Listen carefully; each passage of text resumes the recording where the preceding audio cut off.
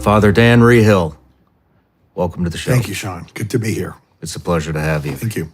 It's been, as I said in the EDC, we've been really looking forward to this for a long time, and so I'm really excited to get started here. Thank you. Me too. But so what I'd like to do, I got you for about 3 hours, and I'd like to do life story, get into the exorcism stuff, and then I have some personal questions. I grew up Catholic, kind of ventured away from not only the Catholic Church but Christianity as a whole for quite a while, and then recently, I guess a little over a year ago, I had a very profound experience in Sedona, Arizona, of all places, and where I felt like the devil was trying to get me to surrender. I'll just put it in short. And then I had 3 incidences right off the bat, right after that, where I felt like, I shouldn't say I felt, I know God was speaking to me. Okay. And I don't want to go too in depth because we are restricted on time, but I would love to send that episode to you and possibly have a conversation about that later. But anyways, everybody gets a introduction here. So Father Dan Reehil, you're currently a Catholic priest for a church based out of Columbia, Tennessee, right down the road from here, as well as the Exorcist of the Diocese of Nashville. After graduating college, you worked in global trade and finance in Manhattan before entering the spiritual brotherhood and then finally onto the priesthood. You're the host of the podcast Battle Ready, where you answer questions from callers about the spiritual realm and the Catholic catechesis. Sorry. It's all right. You have been on several podcasts and other news programs to discuss the dangers of demons in the modern world today. And so I am very, very excited to dive into that. One thing we have here is Sean Ryan Show. We have a Patreon. It's a subscription account. They're our top supporters. A lot of them have been with us since the very, very beginning. And so one thing I like to do is offer them an opportunity to ask each guest a question. And there's some good ones here. I'm going to save some of them for later on in the interview. Okay. But this is from Al. I love the quote you once said, "Protect your mornings." It's a very profound quote, and I carry that with me every day. How does one protect your morning? Well, for me, the day gets away from me pretty quickly as it goes on. The sun goes up and anything can happen, you know. Somebody could be dying. It happens quite often. We have a hospital in Columbia, so all the surrounding areas, maybe 30 miles out, especially going south, their people go there, and at least once or twice a week, somebody's dying and needs me to go right away to give them the last rites. I don't do exorcism on demand, but I will meet with somebody if they're suffering, at least try to relieve some of the suffering before I get them on a spiritual regimen. And that could just happen. They show up at the church randomly. You never know when they're going to show up. And then there's spiritual direction appointments day in and day out and all sorts of other things. So my morning, when I say protected, I go over to the church at 5:30, get up at 4:20, get over there by 5:30. And then I have exposition of the Blessed Sacrament until 8 o'clock. The last half hour, I have confessions. We do benediction. Then we have Mass. And then I go on radio at 9, and that's till 9:30. And, you know, so the morning is set. And usually nobody disrupts that prayer time in the morning.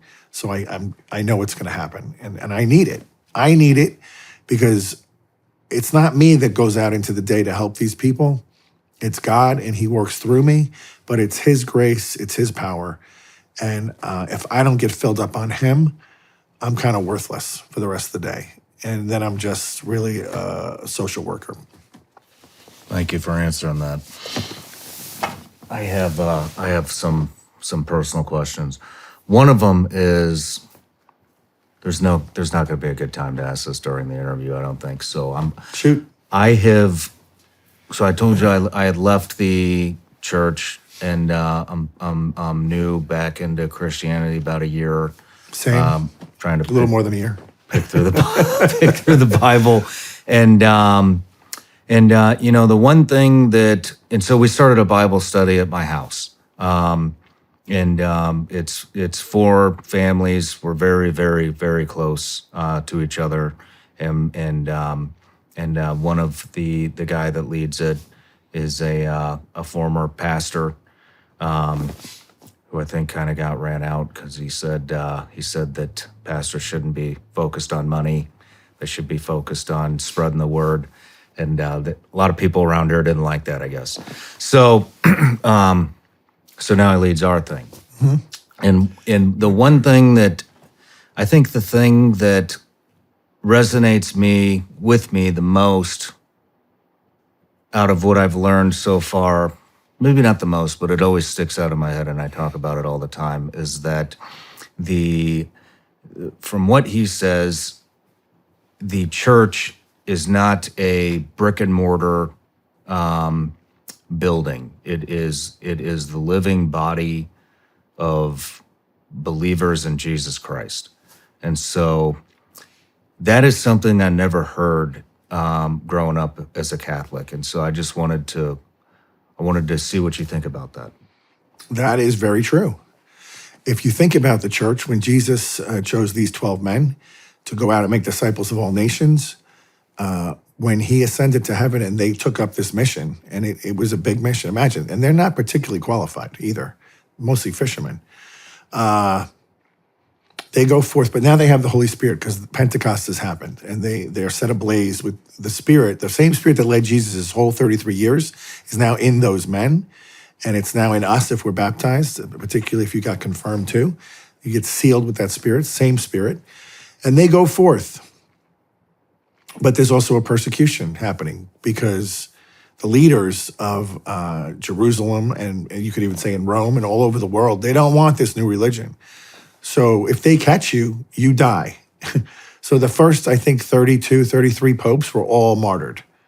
So if they said to you, we just elected you pope, it was a way of saying you're about to die because they're killing everybody. And now you're a public figure that says you're leading this new church.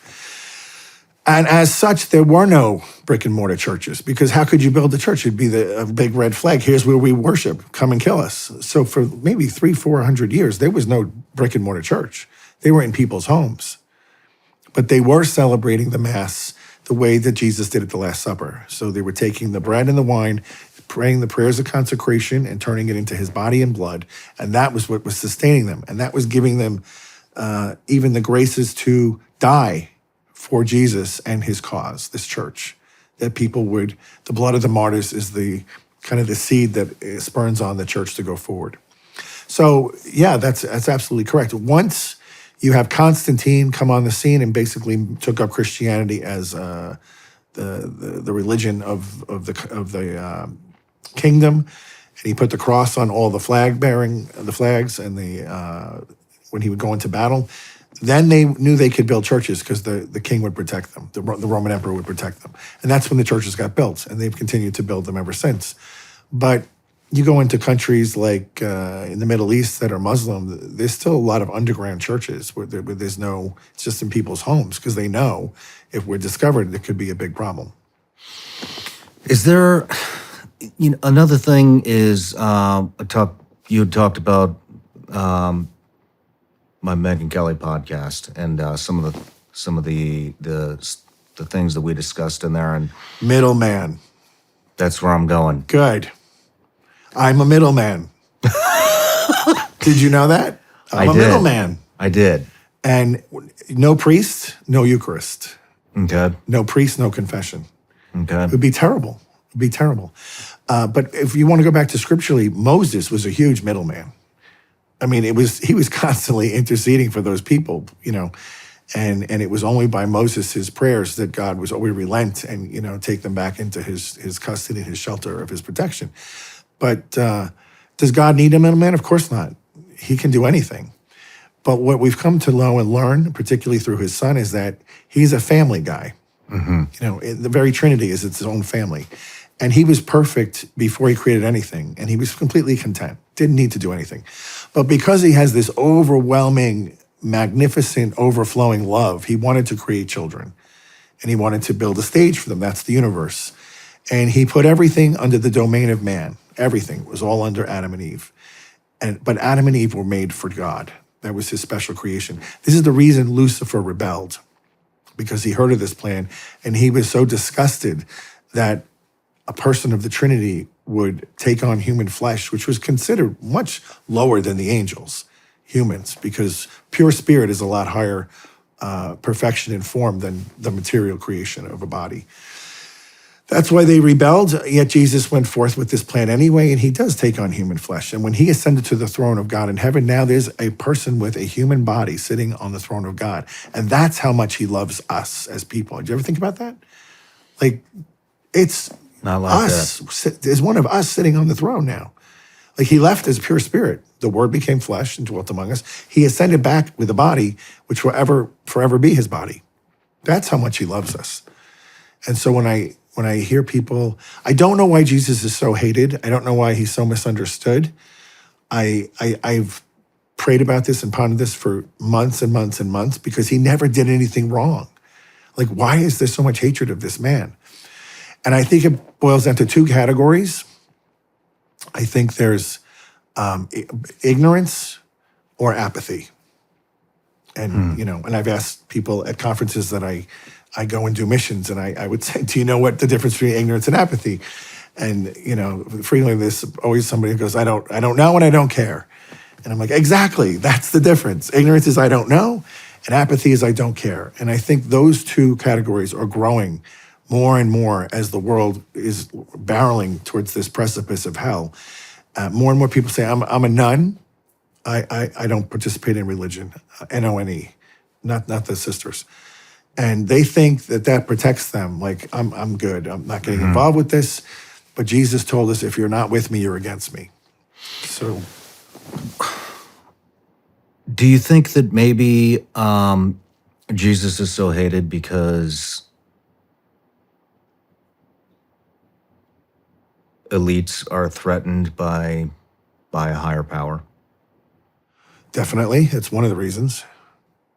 I mean, I think if you look at the global religions, of course, and I'm not saying Muslims hate Jesus, but what they do is they deny who he is. Mm-hmm. They say he's a great prophet. Well, he said he was the Son of God, so he's either a liar or he's God. He can't be a great prophet because a great prophet doesn't lie. But they haven't really thought it through. The Jews are still waiting for the return of the Messiah, so they're also in a different kind of camp. Like, well, that's not our guy.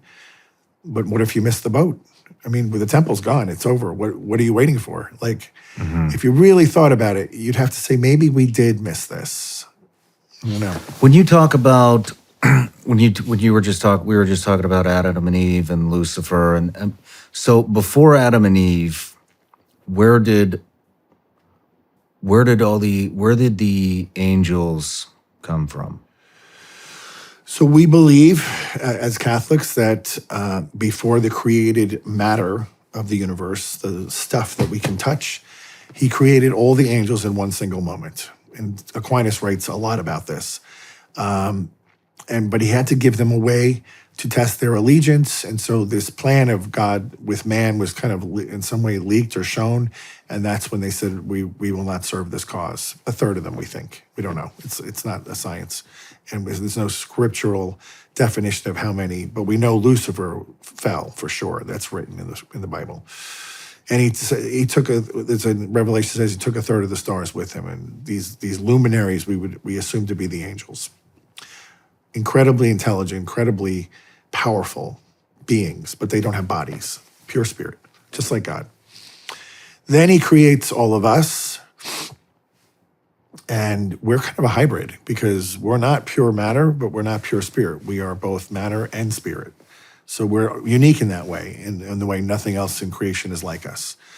And as I mentioned, he kind of, if you think about all God did for us, he made us out of his love for us. So just for that reason alone, we kind of owe him something. I mean, he made me. If you go and you create a vase, you make this vase and put it on a shelf. Like if the vase had a personality, it would have to say, thank you for making me. But, it's a vase. It doesn't know what to do. It has no mind. But we know that we were made by something. So just for that purpose alone, we owe him a debt. And then because of the sin of man, and we all sin, Jesus came to redeem us and died a horrible death. And for 33 years kind of showed us how to be a good person, how to be a good human being. 1 in 5 of us has learn a new language on our bucket list. Not sure what's up with the other 4, but if you're that one, make this your year to finally learn a new language with Babbel. Wasting hundreds of dollars on private tutors is the old school way of learning a new language. Babbel's 10-minute lessons are quick and handcrafted by over 200 language experts, ready to get you talking your new language in 3 weeks. Because talking is the key to really knowing any language, many of you know I recently traveled to Austria for an interview. Babbel was perfect for learning basic phrases and words I needed to get around. Getting up to speed fast made my trip stress-free, and I'll be using Babbel's speech recognition technology to help perfect my pronunciation and accent for the next one. Here's a special limited time deal for our listeners. Right now, get up to 60% off Babbel subscriptions, but only for our listeners at babbel.com/SRS. Get up to 60% off babbel.com/SRS, spelled BABBEL.com/SRS. Rules and restrictions may apply. Visit babbel.com for terms and details. When I started podcasting, I had no idea how to run an online business or where to get started. I tried several different companies to get my web store up and running, and they were all confusing. Then I found Shopify. Now my online store runs smoother than ever. I love how easy Shopify is to set up. It's flexible, powerful, and helps me grow my business. Shopify is the perfect platform to start small and scale up. Upgrade your business and get the same checkout we use with Shopify. Sign up for your $1 per month trial at shopify.com/SRS. That's all lowercase. Go to shopify.com/SRS to upgrade your selling today. Shopify.com/SRS. Even though he's divine, he's fully human as well. And then he offers his life on the cross to the Father for all the sins we committed, and he buys us back from the devil. We were literally owned by the devil. So there's another reason we owe him, right? People don't like the word owe, but justice is real, and you can't have a world without justice. Justice is giving the other person what they're due. It's not a negative. If you say, I'm going to sell my car for $5,000, here's the $5,000, you get the car, justice has been served. Similarly, if I rob a bank and get caught and the penalty is 10 years in prison, I go do the 10 years in prison, justice is served. Mm-hmm. When it comes to God, giving God what he's due, we can't do because we are incapable of giving back what he gave to us because it's so great. We're not capable. We're just not. We're creatures that can't do the level of love that he's given to us. And so religion, by definition, is the justice we give back to God. That's what we call religion. It's part of the justice virtue. Okay. And it's just giving back what he wants. And he was very clear how he wanted to be worshiped in the Old Testament. And then when Jesus created the new covenant at the Last Supper, he was very clear that this is how I want you to worship. Do this in memory of me. And we've been doing it ever since. Now, as I mentioned before you came up to do the interview to one of your staff, when God established in the Old Testament, he was very systematically clear about how he wanted to be worshiped. There would be an altar, a priest, and a sacrifice and blood. And then they would take the blood and sprinkle it on the altar. They would take the blood and sprinkle it on the people. And this was the way he said we're going to do worship. Very messy. I mean, imagine when you go to a mass, they sprinkle the holy water on the Easter Vigil. Imagine if I'm sprinkling blood on people. Yeah. It's incredible. Like you never would forget that. You'd be like, wow, that was intense. And what kind of blood? The animal's blood. Bulls, goats, lambs, oxen, a lot of blood, tons. They would collect it in these bowls, and half would go on the altar and half would get sprinkled over the people. Why worship. blood? Why blood from an animal? Because the Jews always believed the life was in the blood. Okay. And they were offering this life as atonement. They had no way to have sins forgiven, but they would at least follow the regimen the Lord gave them to do the worship, and that was their way of obeying. Why do we have to obey? Why did God allow evil? There had to be something in the garden that was forbidden from Adam and Eve in order that they could show that out of love for God, they would obey him. That's the only way you can show you love somebody, is by actually doing what they ask you to do. If there was no rule at all, how do you know? How do you know if you're really going to step up and love him?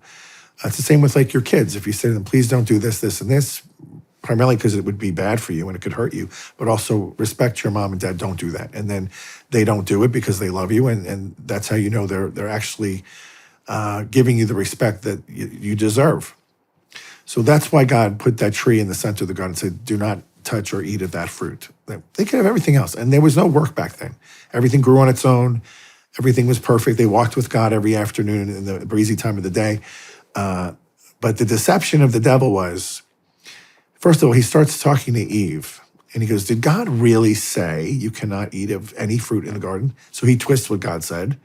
And she goes, no, he didn't say any. He said just the tree, that fruit. And then the serpent goes, oh no, surely you will not die. Your eyes will be opened. You will be like God. So now Eve, for the first time, and she's completely happy up to this point. She has no wants in her life. She thinks now suddenly God's holding out on her, that there's something that's going to make her more happy if she gets it. And he tricks her. And she gets her the serpent gets her to eat it, and she gives some to Adam. He eats it. And then their eyes are open. They realize they've committed the worst possible sin they could do. And it drags all of us down. But God doesn't despair there. He has a plan. It's a rescue mission. You'd be familiar with rescue missions. This was the greatest rescue mission of all time, when Jesus is going to come into the world and he's going to take down the devil on a different kind of tree, on a cross. So where the first sin entered the world from a tree, now redemption comes through a tree. Where Eve fell, the Blessed Mother brings forth the new plan by saying yes to God and allowing the second person Trinity to become incarnate in her womb. And so you can see the parallels of like these first parents and now the new Adam and the new Eve is Mary and Jesus. Thank you. You're welcome. Just a little bit ago, you had mentioned, we were talking about the middleman, and you had mentioned without the priest, there is no Eucharist and there is no confession. Yeah. So from what I've learned, we've already been forgiven. Mm-hmm. And that was part of Jesus on the cross. We've all been forgiven. And so can I not ask for forgiveness in my own home? You can. What is the difference? Well, you actually know you've been forgiven. That's the difference. And we are set free through baptism from being under the domain of Satan. He's like a lawyer. He's a legalist, and he knows where his boundaries extend and where they stop. The minute we're baptized, this is why I tell parents all the time, please don't wait for Aunt Sally to fly in 3 months for the baptism. Just baptize the kid right away. Because that restores that person back to God and out from under Satan's foot, literally stepping on the person's neck. And they have them by chains. And legally, they own the person until that kid's baptized or the adult. Once you're baptized, we're completely set free, as you mentioned, until we sin again.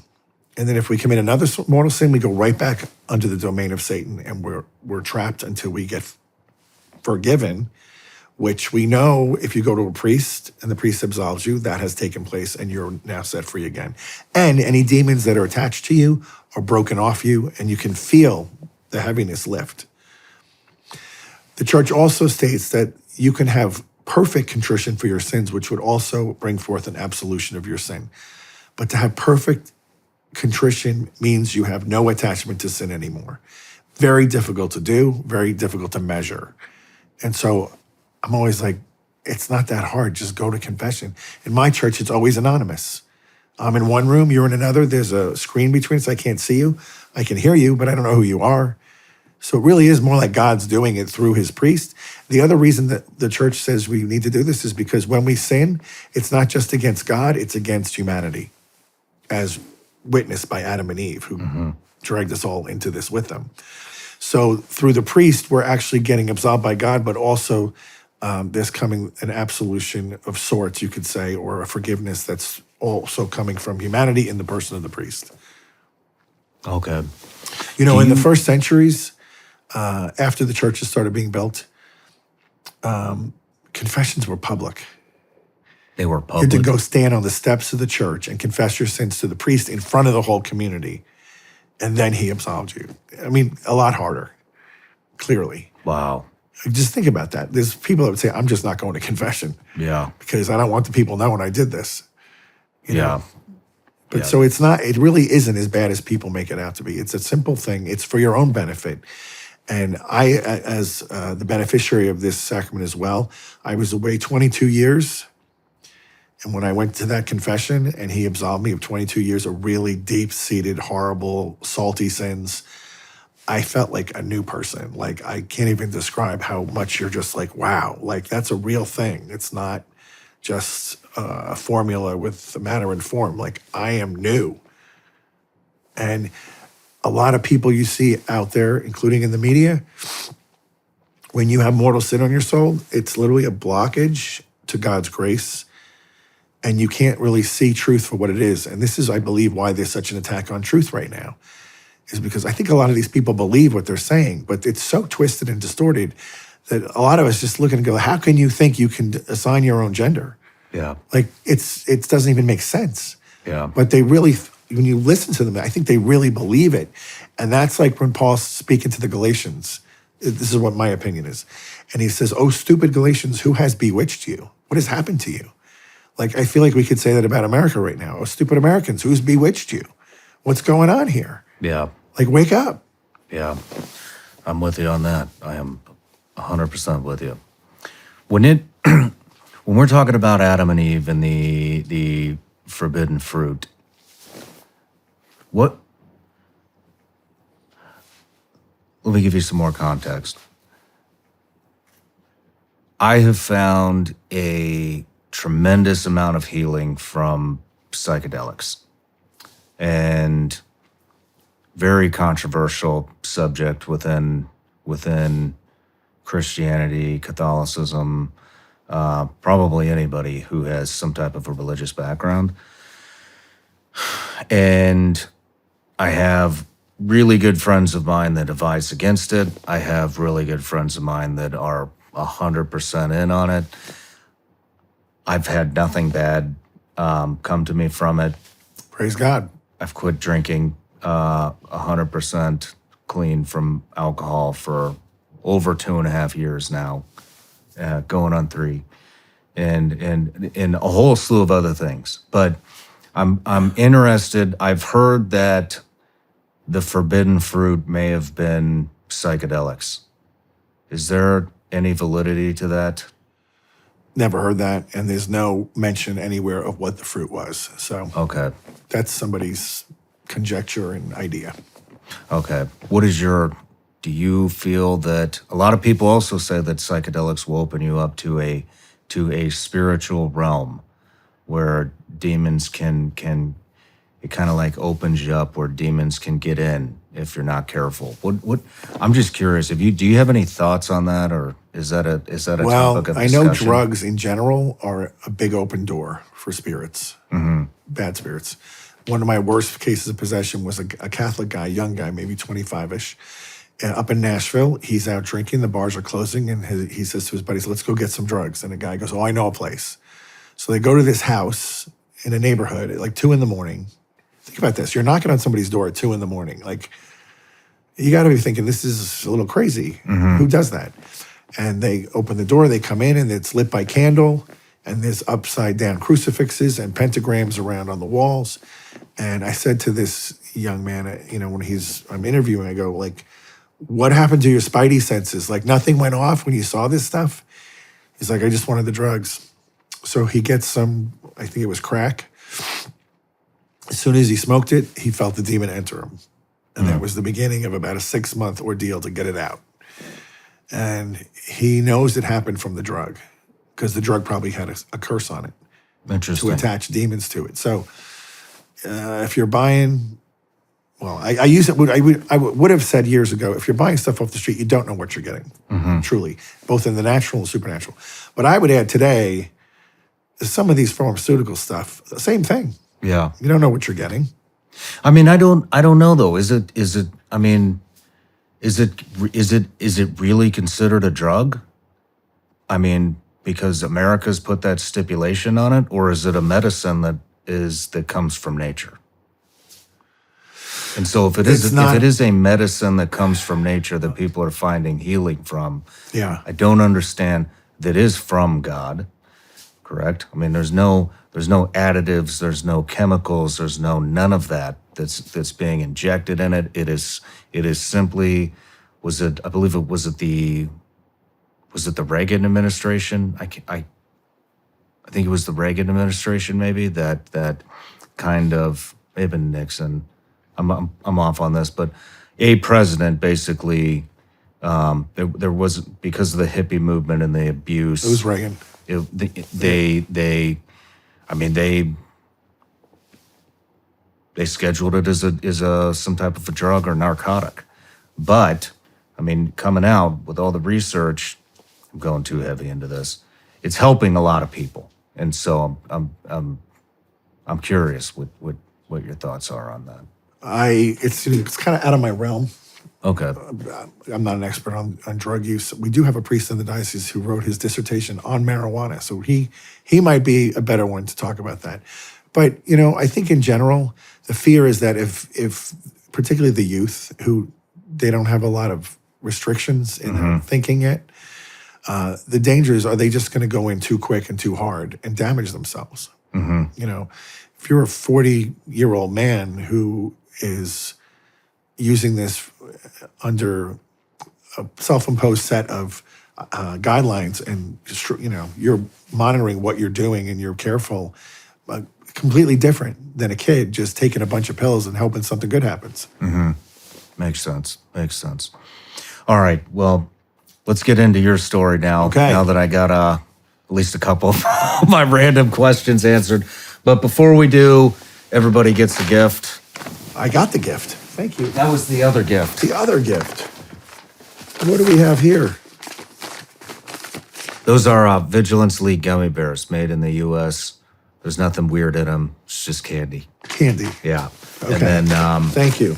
you're welcome. And then downstairs you had asked, we were talking about rosaries, and I told you I still have mine.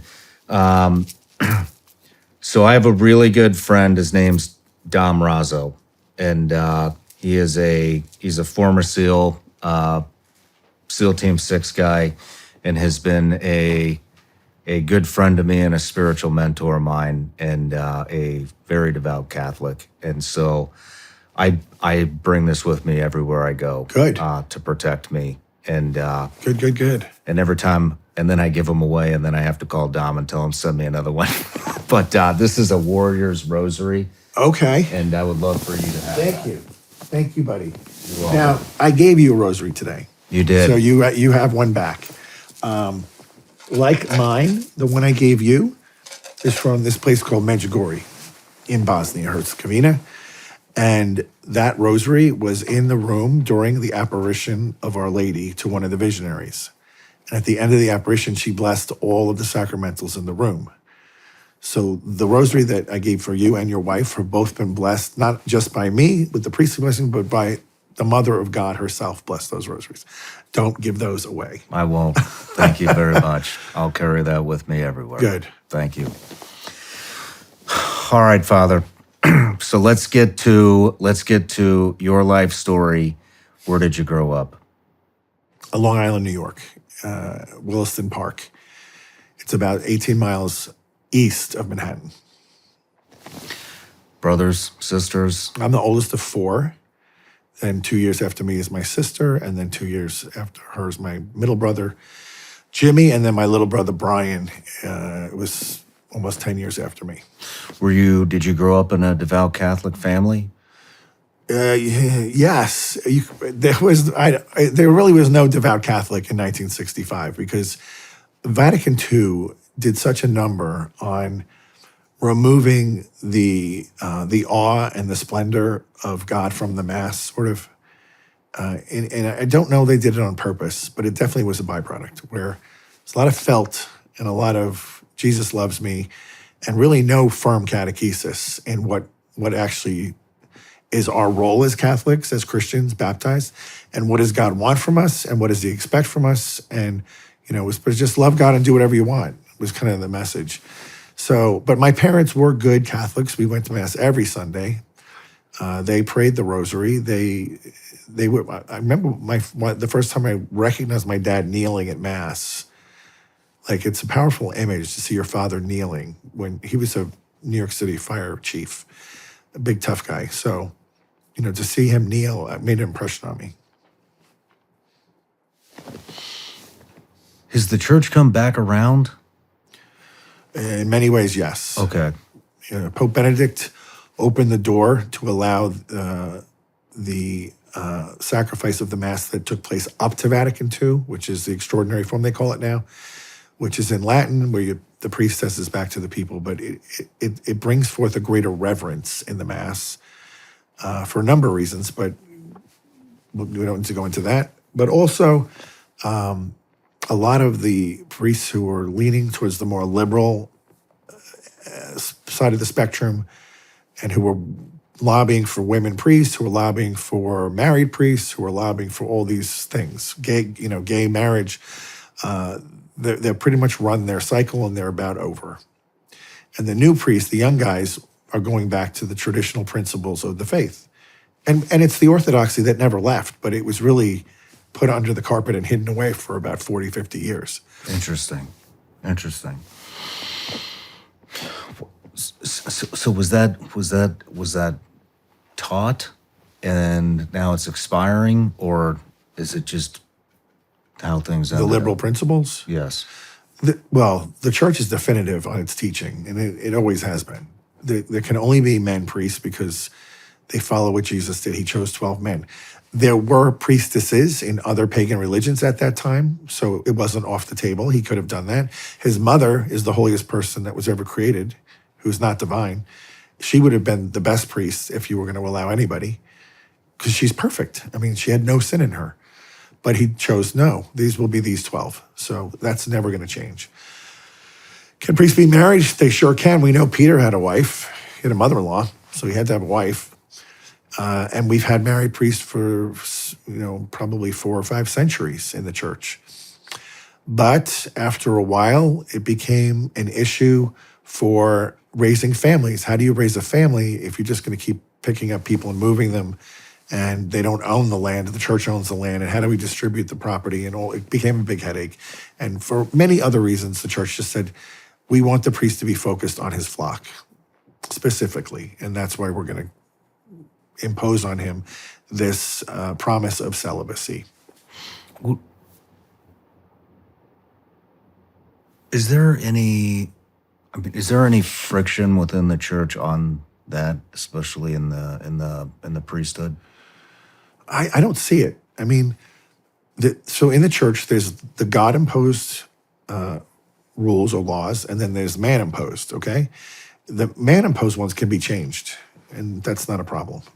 The ones that God set forth, we are untouchable. We can't change those things. It was through the popes where they decided to embrace celibacy rather than marriage. So that can be changed back with no problem. Pope has the authority to do that.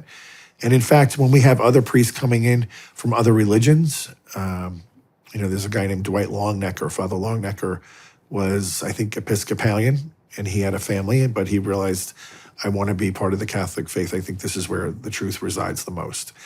When we took him into the church, the Holy See declared that he would be ordained a priest, even though he already has a wife and kids, and he'd have to make special provisions to provide for them, but that's fine. Because Peter, we have examples throughout history where it happened. So that can be changed, but you can't change the things that God set forth that cannot be changed. Okay. Makes sense. Like the fasting before Mass. It used to be Vatican II, from midnight till you went to Mass, no food, just water. And then the church said, there's people passing out in Masses a lot. Maybe we should make a 1 hour fast before, and now that's what it is. Okay. Because that was a man-made thing. Gotcha. Back to childhood. Yeah. What kind of stuff were you into as a kid? Because I was the firstborn and didn't know anything, I was pretty naive about everything. Rode my bike, played kickball, baseball, I swam on the swim team, played football when I had pee-wee football then in high school. Mostly just sports, and we went outside all day. When it was summer, you just left for the whole day, you came back for dinner.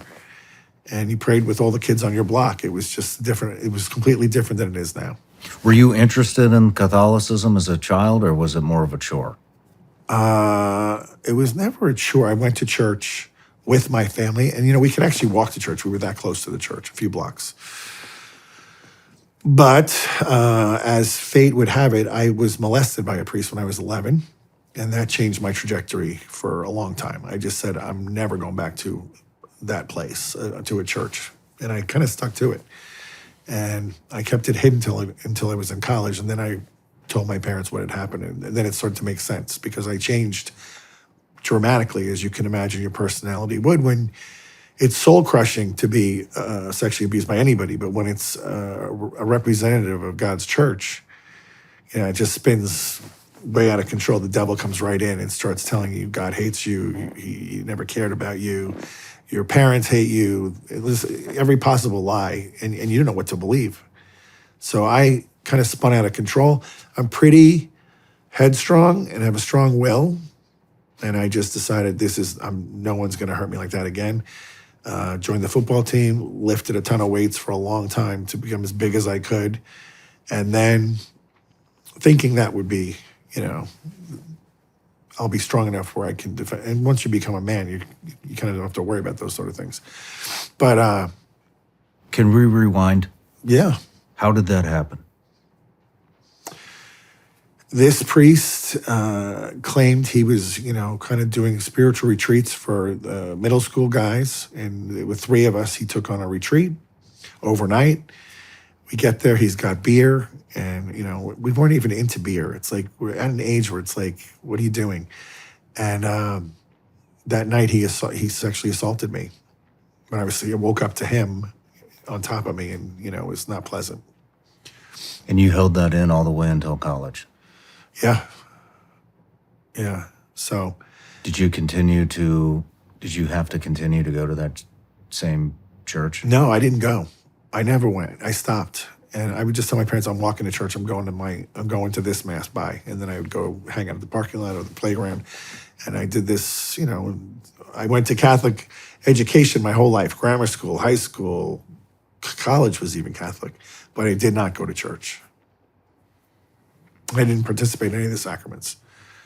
How did you overcome that there's so many kids out there, even just on this show. I would say 50% of the guests or more have been through some type of sexual trauma as a child. And so for all the kids that are listening or who are going to go through that, who are going through it, who have been through it, how did you get over that? I'm not the best example because what I did is not the right way to go. I just shut down God and his church. I kind of went my own way. I rebelled. I became a really bad kid. My parents didn't know what was going on, but they knew something is wrong. But back then, nobody even dreamed this was a possibility. We're talking the 70s. So they just kept grounding me because I was always out partying and drinking and having fun with the crazy kids. And, college was my ticket out of there, where I just get away from this whole thing. But that's where I finally went into it and realized this has to be dealt with. You can't just go through life like this. And I kind of just looked at it objectively, like I guess bad things happen to people who don't deserve them. It happens all the time. I guess I'm a victim of that, but I'm not going to let that, be the guiding force in my life. Like, it's an event, but it doesn't have to be the force that's going to shape and mold you. So, like, live your life already.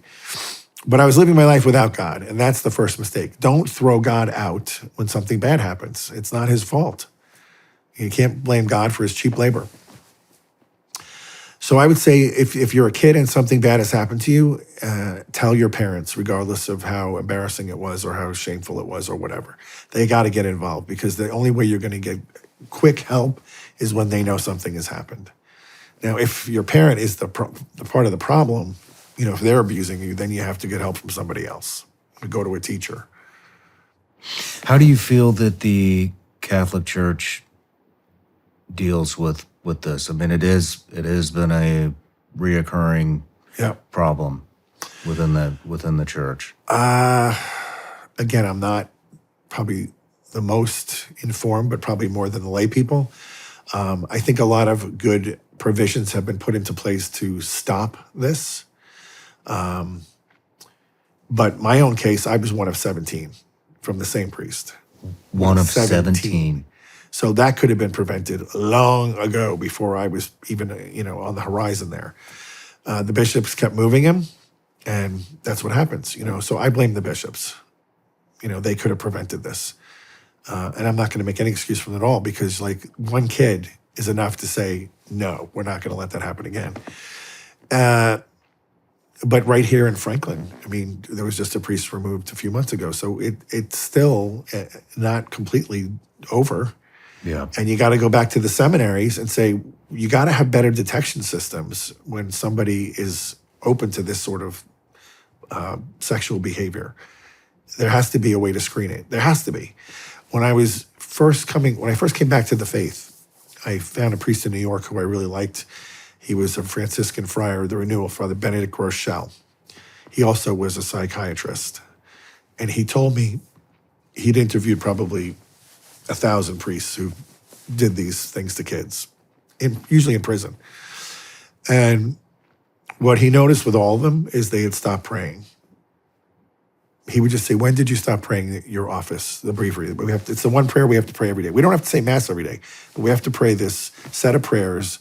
It's the only promise we take, is to do that, in obedience to our bishop. And they would all say, how did you know? And he said, because I've been interviewing you guys for years now, and it's the common denominator. Now, that doesn't take away the problem. If somebody has an inherent problem that they're attracted to children, even praying is not going to be enough, I don't think. But you can see that was a factor. They gave up praying, and they basically threw in the towel, and they gave in to the desires. But there has to be a model that you can be screening in seminary to figure out. I mean, I have to believe they know they have this desire. We know what we want. We know what attracts us, what makes us, get aroused. And if that's you, for the sake of the kingdom of God and for your own soul, admit it and get out of there and get help. Like, that has to be an option that they give on day one. If this is something you're attracted to, we want to help you, but you cannot be ordained. Do you think this was actually a Patreon question? I didn't want to kick the interview off that heavy. But do you think that if they were allowed to marry, do you think that do you think this would solve a greater portion of the problem? No. No. They're not interested with sex with women. Clearly. I mean, that's not what they're looking for. Yeah. And no one's going to put themselves into a marriage. And look at the poor woman in a marriage that's a ruse, that's just a shield. The woman's going to know pretty quickly, he's not interested in me. He never wants to sleep with me. So, like, what is he looking for then? That's what they were looking for. Wow. Well, thank you for sharing that. Sure. I'm sorry that happened.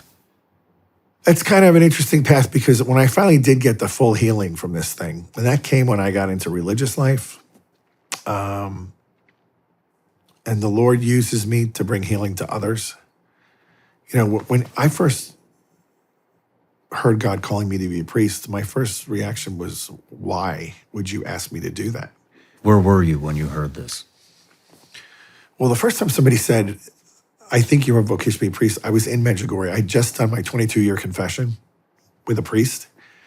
And he absolved me and I felt amazing. And then he says, I think you have a vocation to be a priest. And I was like, what? Did you not just listen to that confession? Clearly, I'm not called to be a priest.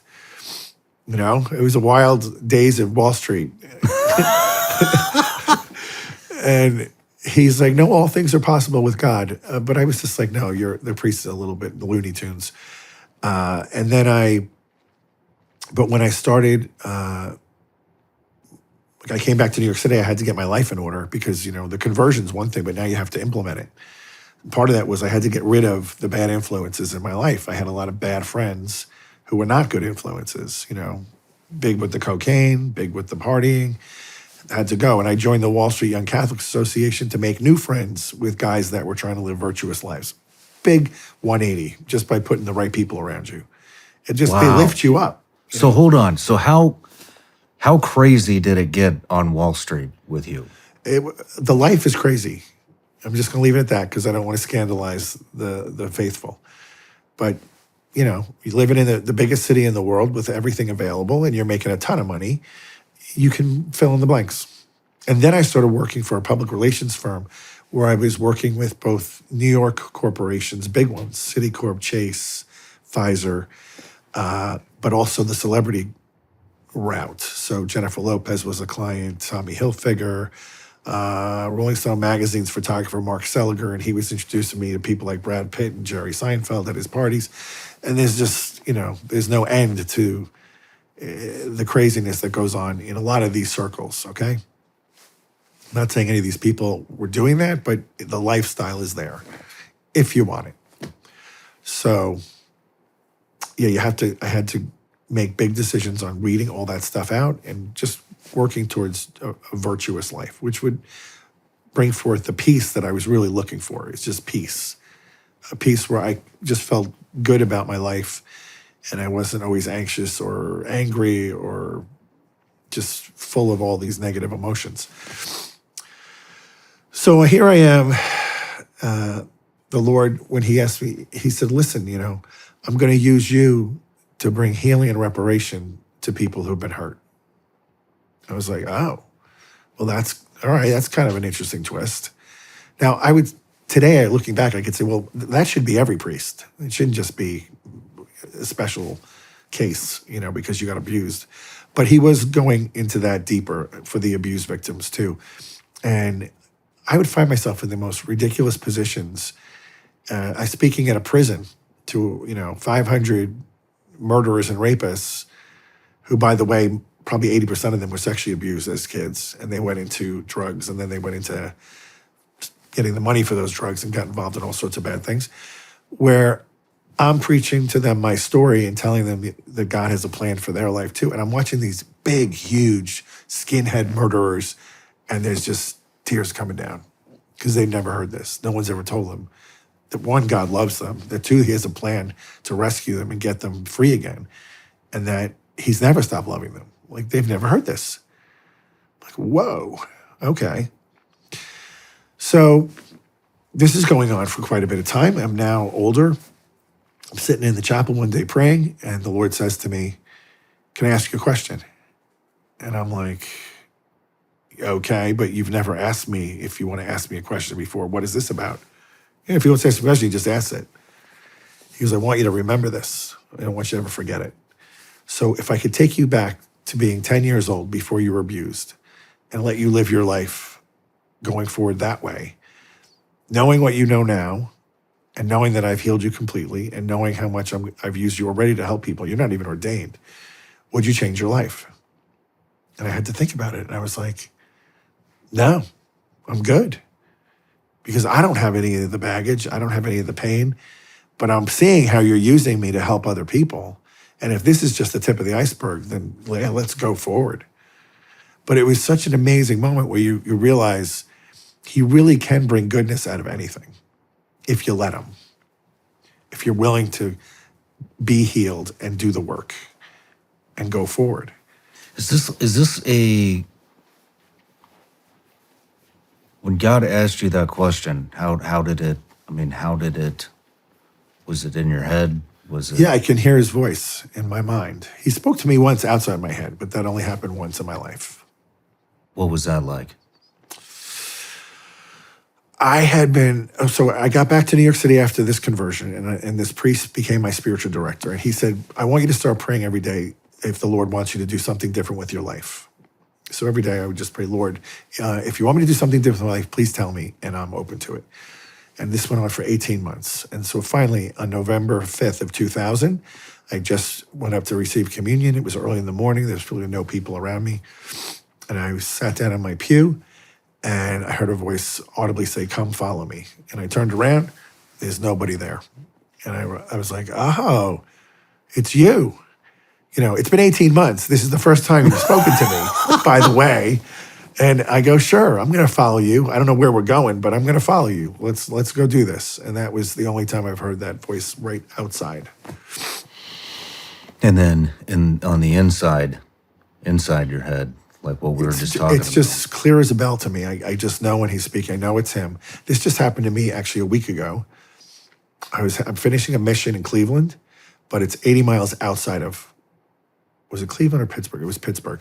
80 miles outside of Pittsburgh. And the mass was at 8 a.m. and my flight's at 10:43. And I'm like, this is going to be tight. And the priest that I'm doing the mission for says, maybe you should go at like 7:45 and just miss the mass, just to be sure. And I'm like, no, I feel like if I believe the most important thing that happens on the planet every day is the mass, I'm going to go to mass, and we'll see what happens. So mass ends at 8:30. We jump in the car. We head out, and it starts raining. And I'm like, ugh, because I hate the airport. It's one of the biggest near occasions of temptation I have is to get so angry at the airport.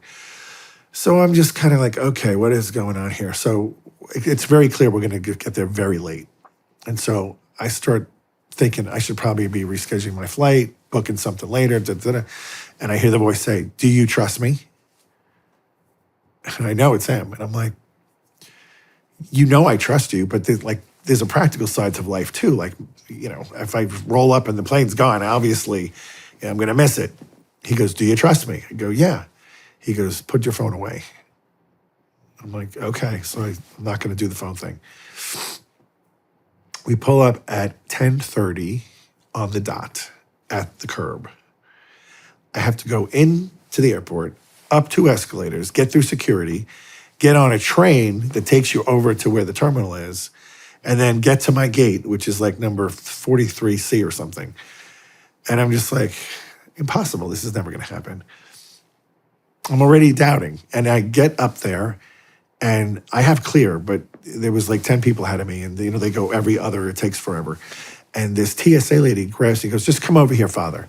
She takes me to the TSA. I don't have to take my shoes off. I don't have to take the belt. I don't have to do anything. She throws my bags on a belt. There's nobody in this lane at all. And she goes, just walk through the thing. Go. And I'm like, what is happening here? And I walk out, grab my bags. I go. The shuttle doors are waiting, open. There's nobody on the train but me. And normally they wait for like 5 minutes to, fill up a little. I get on and they shut. And they go zooming to the other end of the terminal. Doors open. And it drops me out at like gate 25. So I'm already just like 2 gates away. And I get there, and it's like 10:40. I have 3 minutes, and the gate is empty. There's nobody there.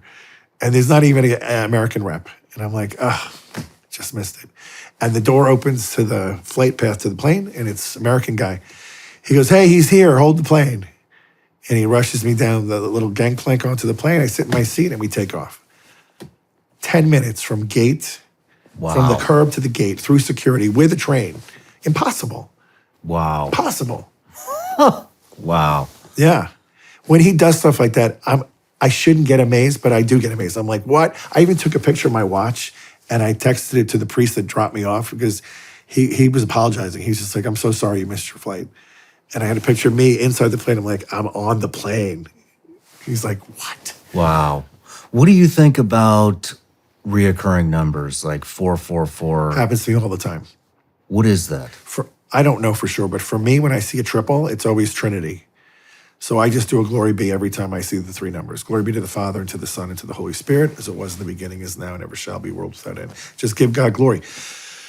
So I would get to the point where, like, at like 5:55, I'm like, okay, I'm off the hook now for like 12 hours because there's no 666 on our clocks, clearly. So, and then I'd start seeing it on the microwave, where I'd look over at the microwave's going, and I look over, it's like 0222 as it's counting down. I'm like, so this is going to happen. This is going to happen all through the day, I guess. License plates, I'm looking, I see it all the time. And for me, it's just give God glory. Be aware of his presence. I want to introduce you to a company called Bunker. Bunker is an app developed by American patriots with over 30 years in information security. Bunker is designed to help protect you and your family from cyber threats, including criminals, big tech, and government surveillance. With Bunker, you get secure messaging, free from surveillance. Bunker connects you with only trusted contacts who can reach you. You also get secure file storage by storing crucial documents like mortgages or family photos securely, with the option to scan physical documents directly into the app. And you also have a password manager to help manage your login credentials safely. Bunker's tools help prevent identity theft, financial loss, and more. It even works without Wi-Fi or cellular service. Bunker believes that everyone should be able to communicate in private and have access to bank-level security in their daily lives. For that reason, they are even offering family and friends you invite to sign up for free for a limited time. Download Bunker now from the App Store, Play Store, or visit their website, bunker.life. That's Bunker, BUNKR.life. Use offer code SRS for 25% off, making it less than $1 a month. Download Bunker today. Folks, there's a great deal right now to help motivate you to take action and improve your sleep. My friends over at Helix are offering all of my listeners 20% off their entire mattress line. You see that I've been on the road traveling a lot this year, and I always look forward to coming home to my own bed and getting a great night's sleep. Hotels can be great, but I always cannot wait to get back to my Helix mattress. My wife and I spent time searching for the right fit for our lifestyle, and Helix mattresses made it super easy. In just a few minutes, the Helix team learns about your sleep patterns and recommends the right mattress for you so you get the perfect match. From the position you sleep in to your body type or your unique needs, Helix will recommend the right mattress for you. Visit helixsleep.com/SRS to start your match today. And as I said, they're offering 20% off to my listeners. That's helixsleep.com/SRS. Interesting. Yeah, this happens. This is a big part of my story too. Okay. 444. And I see it all the time now. And now I see all these reoccurring numbers all the time. And I looked it up, and it said that, this is really interesting, Father, because I had this profound experience, came home, started making phone calls. One of them was to this guy, Eddie Penny, who's also been there for me when I need spiritual advice. And I had a chat with him at night and he was talking about guardian. He was basically saying, he said, now that you've chosen a side, things are going to start happening. And not necessarily good things. And he said that you'll be attacked. And the very next morning, I had a conversation with a gentleman that works for me. His name's Adam. Very devout Catholic. Had the exact same conversation again. And when I looked at it just, all these things happened. That conversation with Adam happened at noon. I went home for lunch. I looked at my clock on the way back to the studio. It said 4:44. I looked at the odometer. You have you have 444 miles left until empty. And this happened 4 hours and 44 minutes after my conversation with Adam. And so it's like, what's going on? got here to the studio, Googled it. It said, we want you to know that your guardian angels, 444 means somebody wants you to know your guardian angels are watching over you at this specific time. And those two conversations prior to that were about guardian angels. And I was like, whoa. Well, all pistons should be firing because today is the Feast of the Guardian Angels. Say again? Today, October 2nd, in the church is the feast day of the Guardian Angels. It's the day the church honors the Guardian Angels, October 2nd. Wow. Yeah. Wow. I The did not chances know are 1 that. out of 365. Wow. Wow. Man, that's, I know there are no coincidences. No. So, I don't know if you ever heard this, but like Tim Tebow, remember when he was playing in college, he put the 316 under his eyes for John 3:16. And of course, the NCAA said you can't do that.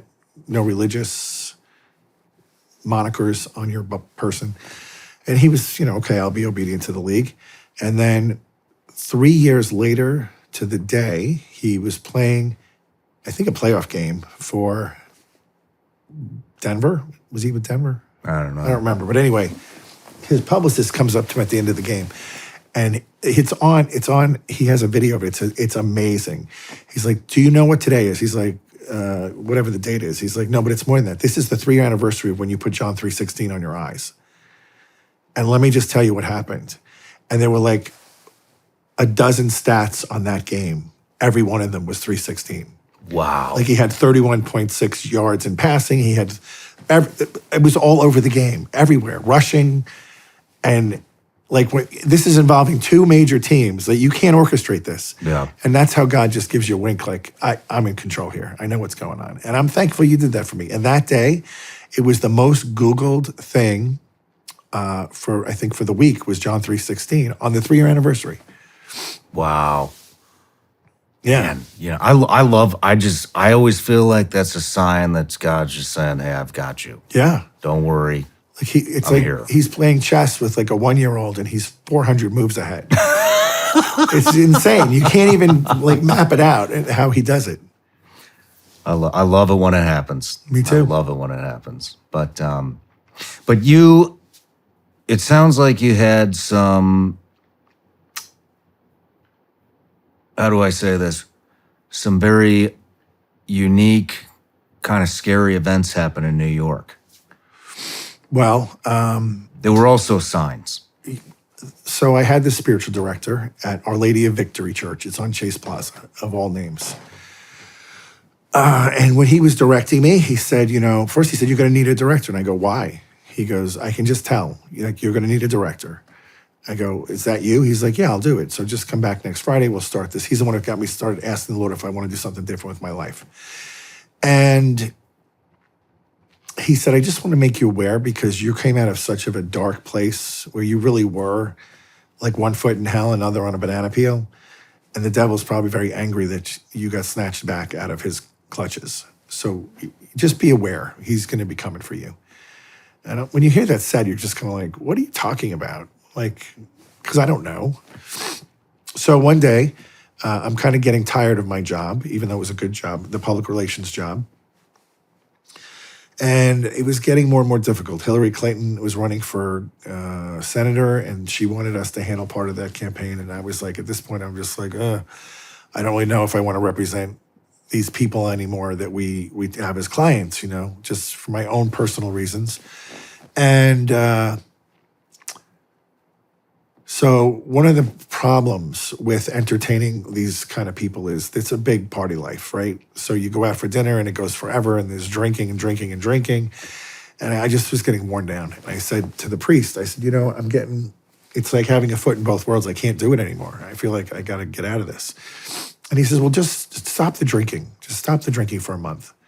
When you go to the restaurant, go ahead of time and tell the waitress, when I order this, just make it, if it's going to be Jack and Coke, just do Coke for my order and don't tell anybody. And I go, okay, I can do that. And I walk out of the church, and standing at the front of the door, like 3 feet back from the door of the church, is this very, very, very handsome guy in this amazing, like you could tell it was like a custom-made suit and everything. He looked like he walked off a magazine. But he's just standing there. That's kind of unusual because New York is like always people are moving. There's nobody standing around alone staring at the church doors. So I made a note of him, walk past him, and I start going towards my office. And he comes up next to me and grabs me by the arm, which, again, nobody does that because you'll get punched in the face. You don't grab people. And I'm like, what are you doing? Get away from me. And he goes, let's get a drink. It's like 10:30, 11 in the morning. And I'm like, what? I go, get away from me. And I switched directions and then headed home because home was only like 2 blocks away. I get to my building. I go through the doors. I look back and he's just laughing at me, just like mocking me. And he leaves, and then I run back to the church, and I get the hold of the Monsignor, and I go, let me tell you what just happened. And he goes, well, I told you, he's not happy with you, and he's going to make a play for you. Just be on guard. And I'm like, okay, well, you didn't tell me it was going to be like creepy stuff like this. Like, well, that was weird. He heard our conversation, even though he wasn't in the church. He's like, yeah, he has a lot of power, but like God's power is bigger. Don't worry. All right, so that ended. Now I am a seminarian. And I was on break, and my old boss and myself decided to go down to Miami and visit one of our friends who used to be at Citibank with me on Wall Street and is now working the Latin American market for, I think, private banking or something. And she sets the whole day up. We're going to have kind of a brunch at this place called Nikki Beach, which is, again, one of these very exclusive bottle service, fancy places.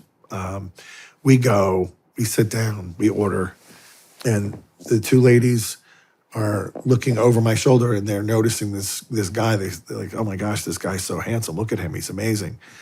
And I'm not really paying attention until he starts walking over to our table. And then one of them says, oh my gosh, he's coming over here. And I turn around and look, and it's him, same guy. Are you serious? Same guy. Now he's in a bathing suit, even better looking than in a suit. And I'm like, only the devil would have the perfect body, right? And he goes to me, what are you doing here? I thought you were going to be a priest. This is my territory. And the girls, literally the hair goes up on their back and they're freaked out, back of their neck. And one of them grabs the bill, says, we have to leave right now. And we go to leave. And he just, again, started laughing at me with the same mocking laugh, like, I'm watching you. I can see what you're doing. Probably shouldn't have been there. But lesson learned. Now when I encounter him, he's inside people. He doesn't take a physical form like those 2 other times. What went through your head that second time as soon as you realized I knew I shouldn't have been there. Like, this isn't a place for a seminarian, There was more than just drinking going on. They had little cabanas where people are coupling up and doing things, and all the basic capital sins are happening. Yeah, yeah. So, fool me once, shame on me. Wow. Interesting. Very interesting. When did, how did you get into exorcisms?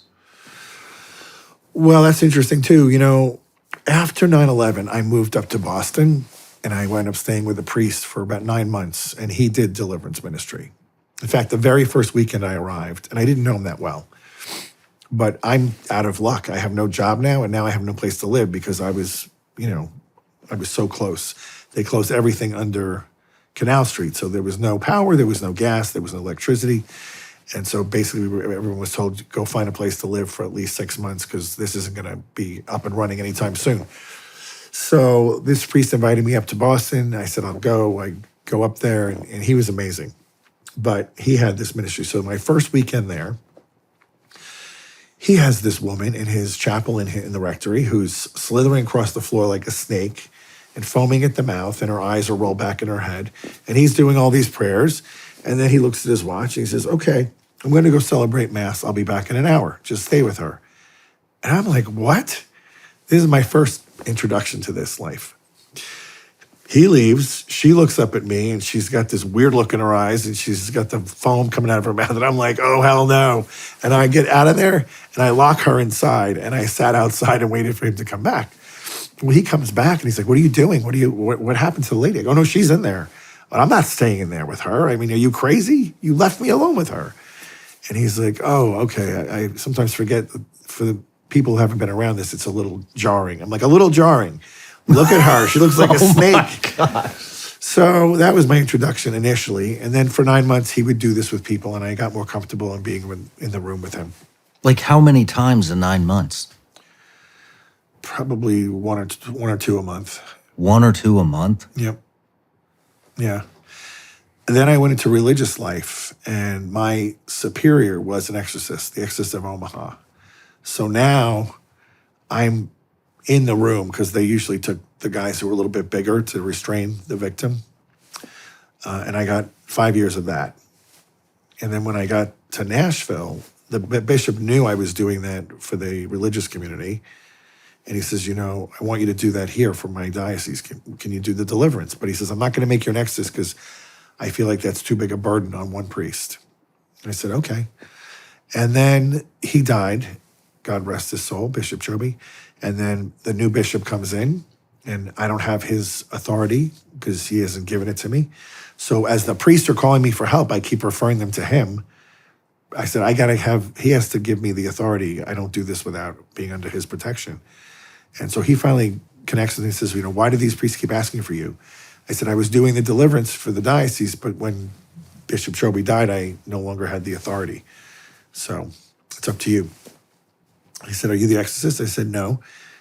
He didn't want any particular priest to be an exorcist. He thought it was too big a burden. And he says, I don't know, I kind of feel like you're fighting with your hands tied behind your back. Like, I think you should become the exorcist. So he sends me to Rome, and I get trained, and then I come back and begin as the exorcist. What does that training consist of? It's intense. It's like... How does it start? I mean, is there an introduction? Welcome to exorcism school? Yeah, it was for like 2 weeks, 6 days a week, 7 in the morning to 7 at night. What is the introduction? What do they say? Well, this is kind of going to be the syllabus and protocol for what we're going to go into. There's probably about 6 or 7 different fields, biblical, practicums, the devil in Hollywood, the devil in media, the devil, Harry Potter had its own class. Harry Potter? Oh, yeah. So you get finished up, they pair you with a mentor who's been doing this a while, and my mentor was in Indianapolis. And so I met with him on a kind of regular basis, and he took me through some of his cases, and I watched him do actual exorcisms, and then, eventually you get your first case that you do it. And I'll never forget it. It was in Murfreesboro. Hold on. Before we get there, how long is the school? It's like 2 weeks. 2 weeks. It's intense. They put it like 2 months into 2 weeks. Is it book work? Is it practical? It's everything. Yeah, we actually have case studies of actual exorcisms that have been performed. What happened? What you should do? What you shouldn't do. That class was the best class. Don't do this. What do? So if the victim vomits up anything, including, it could be vomit, it could be small frogs, it could be nails, do not touch them. They're cursed objects until you liberate the objects from the demons and the curses, and then you can clean them up. I'm like, I'm not touching anybody's vomit, period. I don't care if you're a demon possessed or not. Like, that's not my thing. I'd be like, can someone come in and help me clean this up? But then knowing that this is going to actually, you touch it and then suddenly you're covered in boils. Like, it's a whole level of care and attention to dealing with possessed objects. Do they talk about how it happens? How does one get possessed? Yes. Oh, yeah, of course. 100%. And the two biggest ways are dabbling in the occult and... What does that mean? Playing with demonic things, Ouija boards, going to a psychic, tarot cards, or actual occult worship of the devil. Those are pretty much immediate open doors that you're going to have demons come right in. Psychics are demonic. Yeah, they're not channeling your dead relatives. So right now we have at least 3 guardian angels in the room. There's also probably demons in this room, and they're listening, and they hear every bit of what we're saying. Excuse me. And when somebody says, well, the psychic told me my mother shared this with me when I was 10, and nobody ever knew that but us. So it has to be my mom, except for the demons in the room who also heard it. And now they're impersonating your mother. If your mother's in heaven, she's having a good day. She doesn't want to come back and visit you, as much as mothers love their children. If she's in purgatory, she needs our prayers to get her moved into heaven. And if she's in hell, there's no getting out. It's not your mother. Wow. They can put up a good show, and it's very, they can also place thoughts in our minds, and they can manipulate our emotions. And when you have that trifecta, the person is 100% believes it's their mother. Interesting. And so how would, so if you're a psychic and I'm getting a reading from you, how does the transmission happen? Well, they're in touch with a demon they may even think it really is a relative. But I think most of them know that there's a power they're tapping into that is dark, and they're not going to share that with you. In fact, some of them will put Christian statues in the room. Sacred Heart is over here, Our Lady of Fatima is over here, just to lower the anxiety level of the person coming in. Because a lot of people have heard it's really not a good thing, but they get desperate. When people are desperate or in fear, they do things they wouldn't normally do. So after the Civil War, these charlatans came up with these talking boards that they were going around and visiting all the widows, saying, I can contact your dead husband, the soldier who died. If you, can pay me this amount, we can do it with this talking board. And they made a lot of money off of these poor widows. And then that eventually became what was being known as the Ouija board, which was bought by Hasbro, toy company, and they're based in Salem, Massachusetts, the capital of witchcraft. And they have consultants who went into the development of these boards that became Ouija boards, and they are the first to say that they asked the board what its name is, and it said Ouija, which means nothing. And the first year they went to market, the number 1 board game was Monopoly, and that year Ouija boards outsold Monopoly by 1 million boards. So it was embraced by the culture, fast. Mm-hmm. And it's opening a portal right into hell. Interesting. How else can the transmission happen? Well, that's pretty much it. For mediums, you mean? No. I'm sorry. To become possessed. Sexual vices, drugs. I mentioned the drugs. But one mortal sin is enough to open the door. I've never seen a case from one mortal sin, because it's easy to commit a mortal sin. If you miss Mass on Sunday, that's a mortal sin.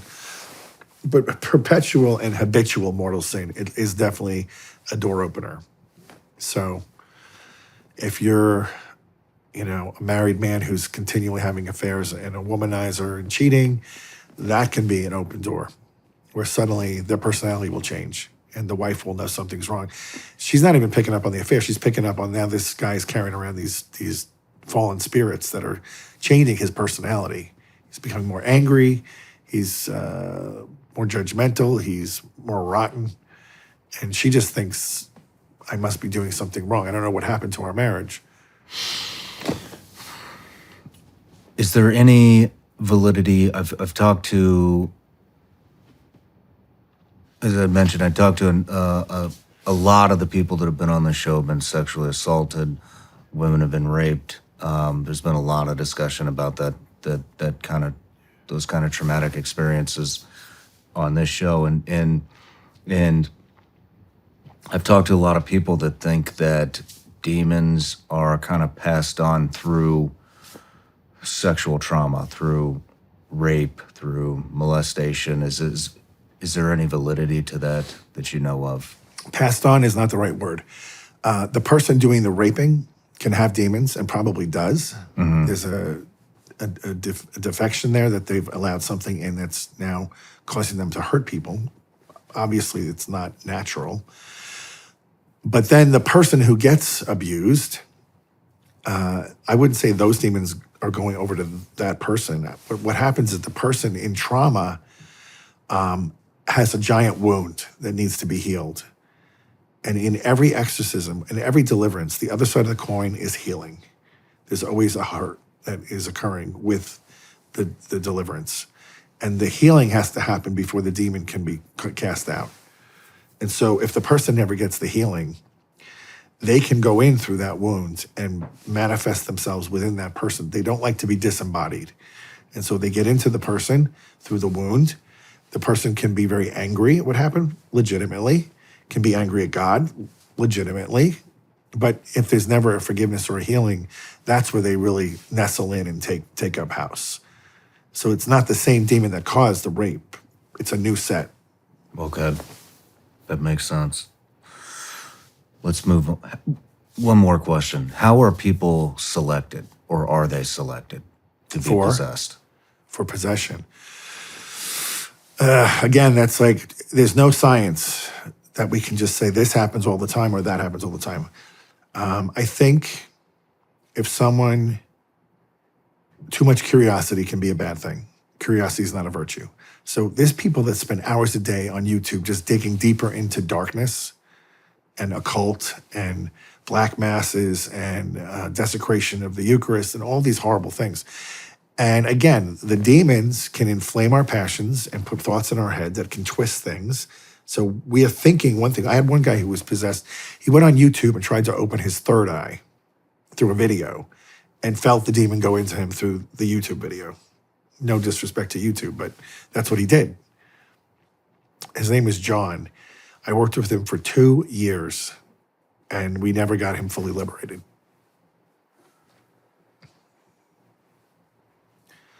So obviously, with the advent of our culture, we all have a phone in our hand now with access to both good and evil. You know, the phone's neutral, but you can use it for bad things, and you can get into bad things with it. I would say the reason 3 times Our Lady, so back to Medjugorje. Medjugorje is this place where she's been appearing to these 6 kids since 1981. So 43 years, every day, the Blessed Mother appears to at least 3 of these children. 3 of them have all 10 secrets. They only see her once a year. And we don't need to get into the mechanics of all that. But at least 3 of them are seeing her every day for 43 years.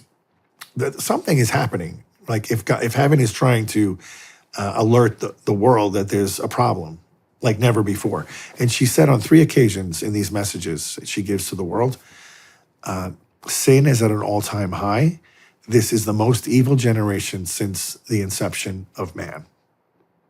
Worse than the flood. Worse than Sodom and Gomorrah now.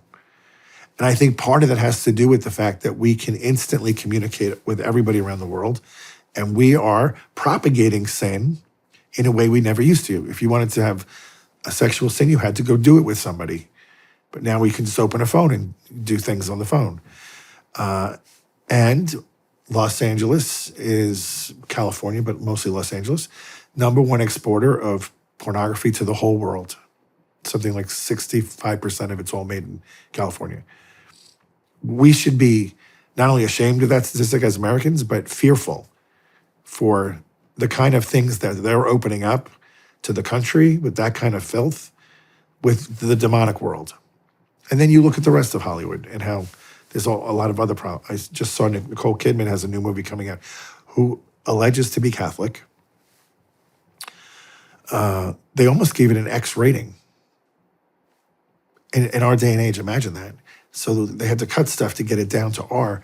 But she has a preoccupation. It's having an affair, but also preoccupation with sex with animals.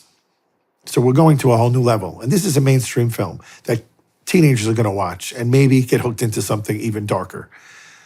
Okay, this is my issue with Hollywood. Do not tell me you're Catholic and then produce such filth and drag other people into your mess and then come to church on Sunday and sit in the pew. Excuse me. It's not okay. We put up with it with the politicians for long enough, but the Hollywood has to be held accountable too. Like, they're hurting the kids. They're hurting them. And they're opening these doors to horrible things that they should never see. Very, very bad. We'll dive into that deeper in a little bit. Let's move into Murfreesboro, your first one. Okay. So, Mexican girl, probably early 30s. She actually did have a strong prayer life at one point. We never could determine the actual reason. We think it was fear, that she had a fear that was so big that it was consuming her life. And rather than her trust in God, she gave into this fear, and that we think could be the door that opened to these demons. So the pastor happened to be a very good priest, and he wanted to be present for the exorcism, so he was in the room with me. He had just ordered an enormous, 8-foot replica of Our Lady of Guadalupe painting that was in this. It was kind of like a storage room, but we couldn't do it in the church because there were people in the church, and you don't do that. First of all, you don't publicly put somebody through an exorcism where it can be seen by bystanders, but also it'd be could be frightening to the people who don't know that's happening. So we're in this private room. It's my first time, so I hope I know what I'm doing, right? I go through the whole rite. I follow the protocols exactly. She's on the floor, literally struggling. I mean, she's sweating. Her body's being contorted. She's screaming. She's in pain. We're hearing guttural voices of men that are coming out of her. So I know they're also uncomfortable. So it's in a way, it's working. Except we get to the end of the rite where we start doing prayers at Thanksgiving, and I look at the priest, and I'm like, obviously she's not liberated. What do you mean the rite? So there's a rite of exorcism. It's an exact formulation of specific prayers in a specific order to deliver the person from the demon. It's not random.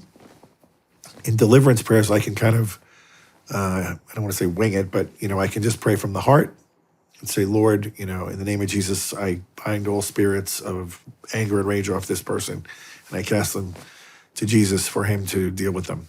But in the rite, first of all, the rite has to be done by an exorcist only. It can't just be any priest. It has to be delegated by the bishop.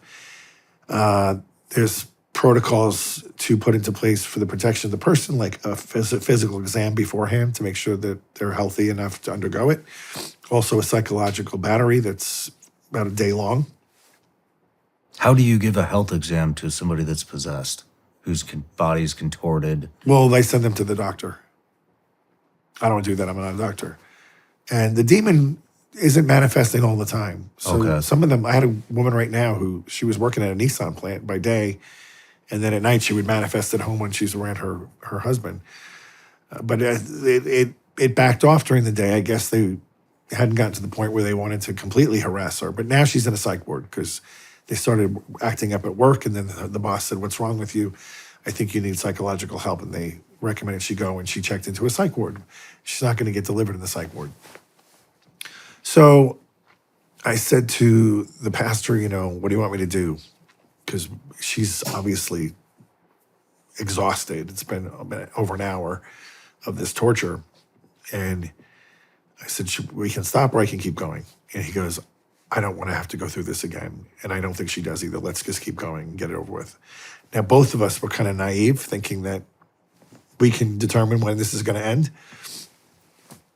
So I start praying and praying and praying again. And then all of a sudden I have this thought, the painting is right behind her, this enormous Guadalupe.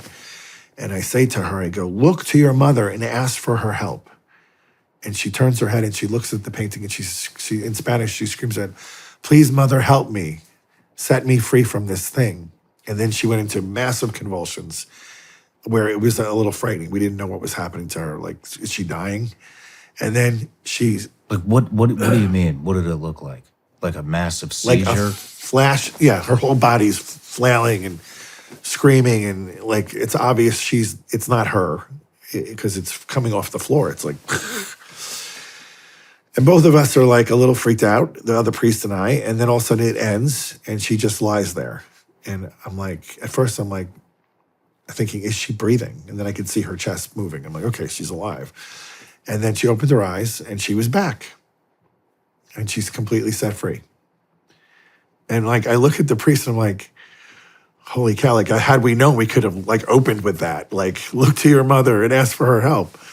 Like, but what do we know? I mean, I didn't know anything. But that's how it happened. It wasn't through the rite of exorcism. It was from her petitioning Our Lady. What is her response Who's the girl? when it's gone? Oh, she was thrilled. She was so happy. I mean, is it immediately like? Yeah, she knows. She's free. Do they know they're possessed? Yes. Is it emotional? Is it an emotional experience at the end? Yes, because she was so grateful she was set free. I mean, she's crying, but she's happy. She's smiling. She's covered in sweat, head to toe. I mean, just the most grueling session you can imagine. It was when they're tormenting the victim physically and they're contorting their body and they're twisting body parts around. And it's painful. It's painful to watch, too. Is it emotional for you when it's over? When it's over, no, I'm kind of relieved. But when it's happening, there's a fine line where I can start getting so angry at the demon that it actually will work against the exorcism, because now I'm channeling like unhealthy anger, which isn't good. So I have to really remain in check. Like, I can't get violently angry at this thing and start screaming at it, because then I'm working in his camp. And that's a fine line to toe. Where does the demon go? Don't know. I mean, when we actually are casting things out, we send them to the feet of Jesus for him to do what he wants with.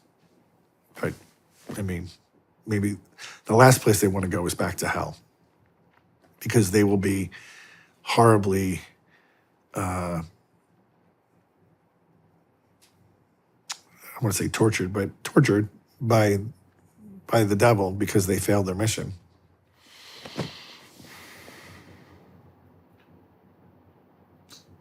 Is hell an actual place, or is hell a realm that surrounds us? Well, the world's looking more like hell, but I think hell is a place. But again, right now it's souls that would be in hell. It's not physical bodies. But the spirit can experience more pain than the flesh. This is something a lot of people don't understand. So their torment is worse than what we would experience in this life. And so too, on the flip side, heaven is so much better than this life that people can't imagine. So when people die and come back, they often don't want to come back. But the Lord's like, no, you got to go back. Because they're like, it's just so amazing. I've had people tell me, like, there's smells we haven't smelled here, good smells. There's colors we haven't seen yet. There's flowers that seem to have their own like vitality and life, that they move, and it's all in the glory of God. The best description was a person said to me, heaven is real life the way that a real person is versus the person's shadow. So if you see someone's shadow on the sidewalk, that's this life, one-dimensional gray, that's life on earth. And then the whole vitality of a human being would be the comparison to heaven versus the shadow. So that's big. It's huge.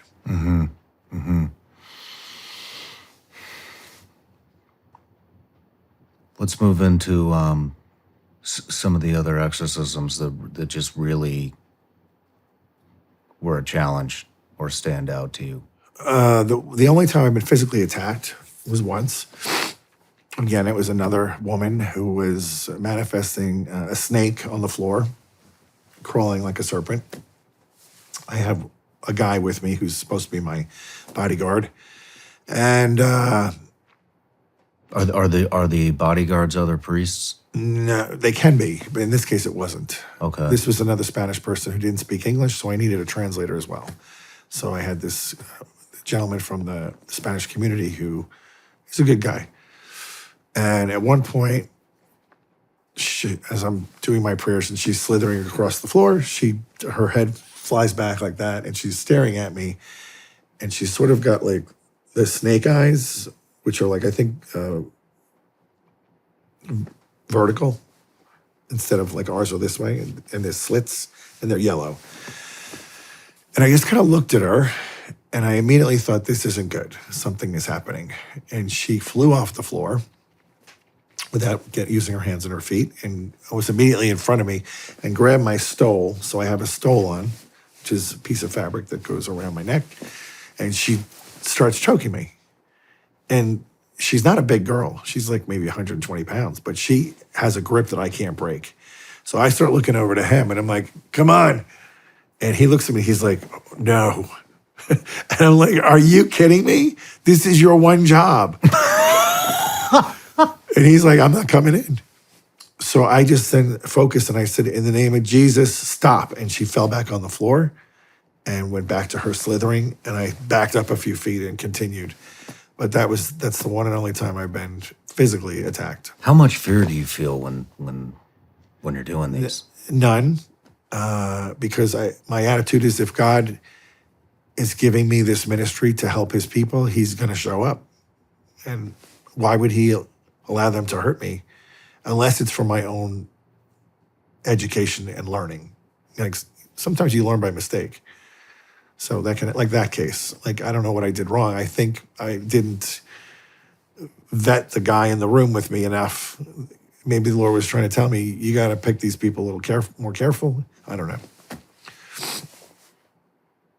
I'm friends with a priest who had 2 300-pound men in the room with him. And again, it was a woman.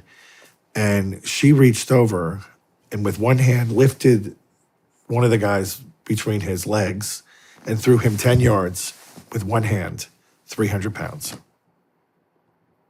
Wow. Yeah, think about that. So it's not the person's strength. It's clearly supernatural. When you get called to perform an exorcism, I mean, how does it happen? That's a great like question, a 911 because call, right? when I first started, I kind of had such a pity for these people, such a sorrow for what they're going through, that I would drop everything and that became, come today, we'll help you. Now, having said that, we never do exorcisms at night in the middle of the woods at somebody's home, which is like what the movies would have you think. Mm-hmm. It's in the church, usually in the chapel, at my discretion and during the day when there's daylight. We're going to tip the scale in my favor, my territory. But what I was doing was I was getting so caught up in these cases, and they were just coming in faster and faster. And I was just spinning my wheels. So I eventually talked to my mentor, and he goes, oh, no. He's going to wear you out just by sending you fake cases and cases that aren't even real, and people that are just there to just tie your time up and make you a big bag of exhaustion. Get on a process. So the process is somebody makes contact with me saying, I think I have a possessed person, or I am a possessed person. I say, okay, give me your email. I'm going to send you a spiritual intake form. Complete it and send it back to me. Step 1. Now, sometimes the person is in such a state they can't do that. And I'm fine. Let your mother do it. Let your brother do it. Let somebody in your family do it. Then I look at it and I put them on a prayer protocol. If they're Catholic, I want them to come in and go to confession. If they're not Catholic, we will have other things we can do for them. And we get them praying and putting an order into their life because they're severely disordered. Like at this point, most of them don't have a job. Relationships have folded. They're sitting in their basement just all day long, like having their head spin with all these crazy thoughts. No, we're going to put order back. Order is from God. The demons don't like order. And so just by putting a routine in their life, a lot of times so the demons start to back off. And then if they're doing the prayers as I ask them to, and then if they can go to confession, if they're Catholic, Maybe 50% of the time that breaks whatever was with them off them and they're fine. The ones that need more help, then they come into me for an initial meeting on, what we're going to do for them. And I'll try doing deliverance prayers without the rite of exorcism. And if that helps them, and usually it does, then they're kind of set free, but they have to reconnect to God. And this is the point that a lot of people don't want to do. I don't want to go back to church. It's not my thing. Okay, but the person delivering you is Jesus. I'm just standing there in persona. If you're telling me you don't want to connect with him, then I'm not going to do the ministry, because they're going to leave and come back worse when you don't reconnect with God, because you're no longer under his umbrella protection. If you're going to hang out over here and you don't come under his umbrella, I'm not doing the ministry, because they're just going to whack you even harder when they come back. So we're done. Some of them will then say, okay, I'll go back, but they don't. And then I get another phone call in a month. It's worse. I go, I told you it would be worse. You didn't listen. Are you serious now? Yes, I'm serious. I'm going to go back to church. Okay, go back and then call me. And then we'll start. Because it's not magic. It's relationship. He's got the power. Like I said in the beginning, like, we want to be his best friend. He wants to be our best friend. Like, what a great deal. Like, the author of salvation wants to be your best friend, the one who has all the power. This is the strong man, Jesus. Like, why wouldn't you want to be his friend? And when we are his friend, we're protected. He kind of keeps things at bay and away from us until we go out straying and looking for those things ourselves. So that's a hard thing for people to understand. I had a woman who was so physically crippled by these spirits. She was hunched over like an old lady. She said, I'm not ready to go back to church. I go, all right, good luck. Call me when you're ready. Another 6 months she calls. She's practically, can't even move. She's so debilitated. So me and another exorcist went with me to her home. Since I already had met with her, I kind of knew she had a real problem. We brought a witness with us as well, a woman. It's always a woman if it's a woman who needs help. And I do the prayers, and she's completely set free. And she stands up, and she's fully erect as a normal person. She's not hunched over anymore. Her countenance is back. Like, she looks like she's peaceful, happy, smiling. Her eyes are bright. Like, it's a different person. And I'm like, how many years ago we should have been done doing this, and you waited. But thank God you finally did it. But it can be all consuming. Yeah, it sounds like it. I mean, how do you determine if it's a possession or if it's a mental health issue? Well, the Code of Canon Law says I have to have moral certitude. It's kind of a vague statement. So if they have supernatural strength, we know that's one. So if I see somebody, throw a 300-pound man with one hand, I'm like, that's not her. If they have a deep-seated aversion to things that are holy, that's another telltale sign. There's 3 of them. That's 2. The third one is if they have knowledge of things they could never know. So the most obvious cases that probably we've all seen, if you've been doing this long enough, is, you can get a 20-year-old person who has a fairly low degree of education, like they barely can read and write. And then suddenly during their deliverance prayers, they start screaming at me in Latin. And I'm just like, hold on. Pretty sure this little kid here doesn't know Latin or Greek or any other ancient language. So those would be big signs. For me personally, so like in my break room, the big water jugs, like I don't know how many gallons they are, 20, 30-gallon jugs. The water that I drink is holy water. So I make that holy water. It has the exorcism salt in it. So on the first time I meet an alleged victim, I bring them into the break room and I say, hey, it's hot outside. I'm going to get up some water. You want some water? They almost always say yes, because people are basically polite, even if they're afflicted, and they go to drink the water. If they immediately have a reaction to that water, I know this is real, because the person had no idea that was holy water. Probably wouldn't even know what holy water is half the time, because they're usually not Catholic. I had a girl take one sip and she passed out and fell down on the floor completely. I said, okay, Bingo, we got one. Wow. So you can do things like this. I also will also keep a pyx in my pocket. It's a little gold, I don't know what you call it. It's a little case made out of gold. And we put the Blessed Sacrament in there when we go to see the sick. And then when I'm ministering to that person, I open the pyx and I give them Holy Communion. They receive it. And we that's what we carry around to bring communion to people. So if I'm interviewing somebody that says they're possessed, and about halfway through the interview, I pull out the pyx and I open it, and they see the host. And then if they start raging and going crazy, I say, okay, you can relax because that's an unconsecrated host. That's a piece of bread. So I think it's more of a psychological issue you're having, not demonic. Because the demon would know. That's just bread. Interesting. Wow. How many in Hollywood, a lot of times we see the demon kind of proclaim who they are. Sometimes it seems like there's multiple demons. Is almost always. Almost always. I've never had a case that was one demon. They're multiple, and the higher up on the totem pole, the quieter they are. The lowest guy is always the one that does the talking until we can get to that top guy. What is the most you've seen? In terms of, I don't know, dozens. In one person? How do you?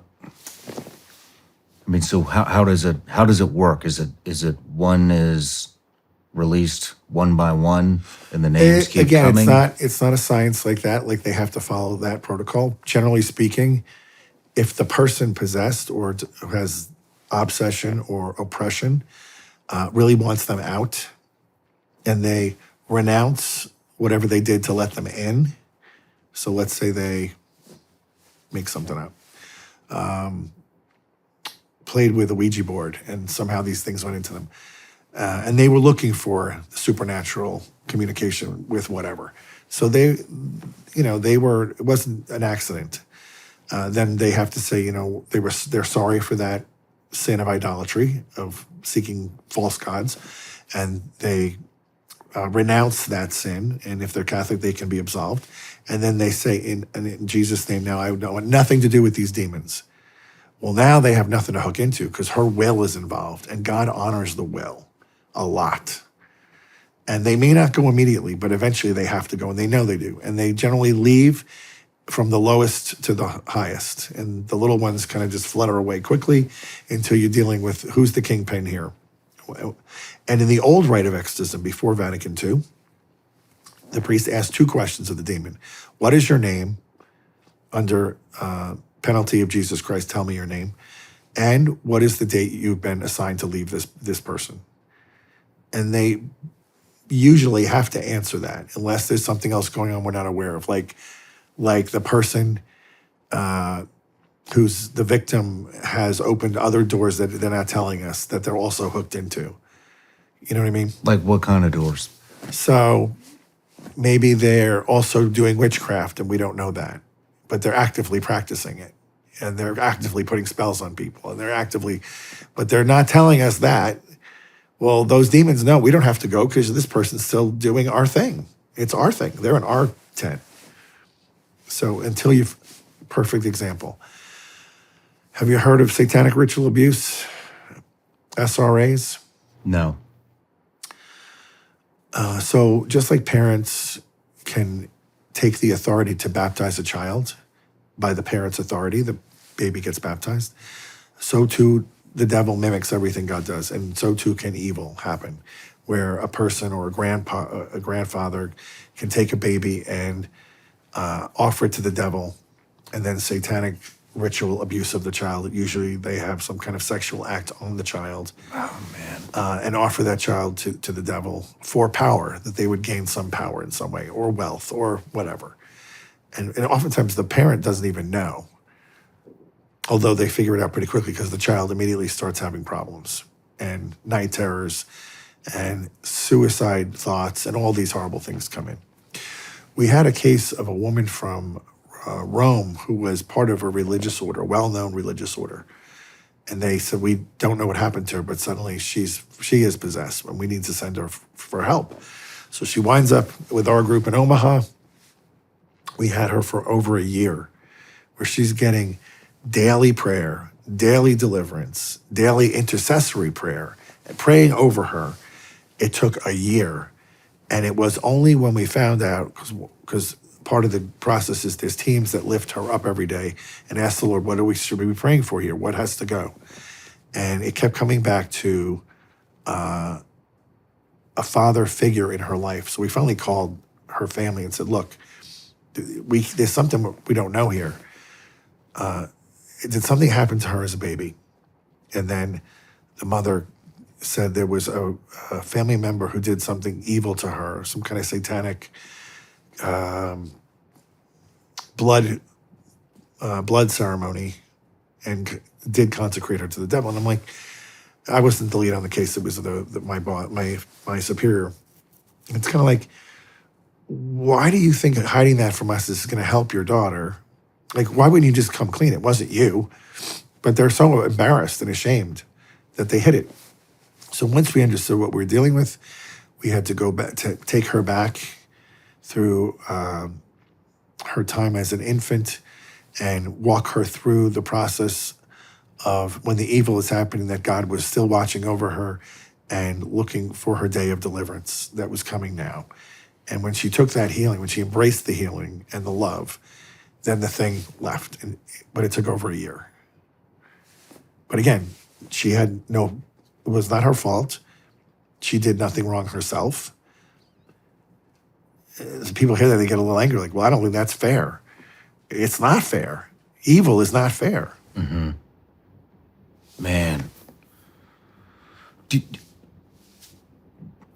When they proclaim their name, when the demon proclaims its name, does that ever mean anything to you? Oddly, the new rite doesn't have it in it.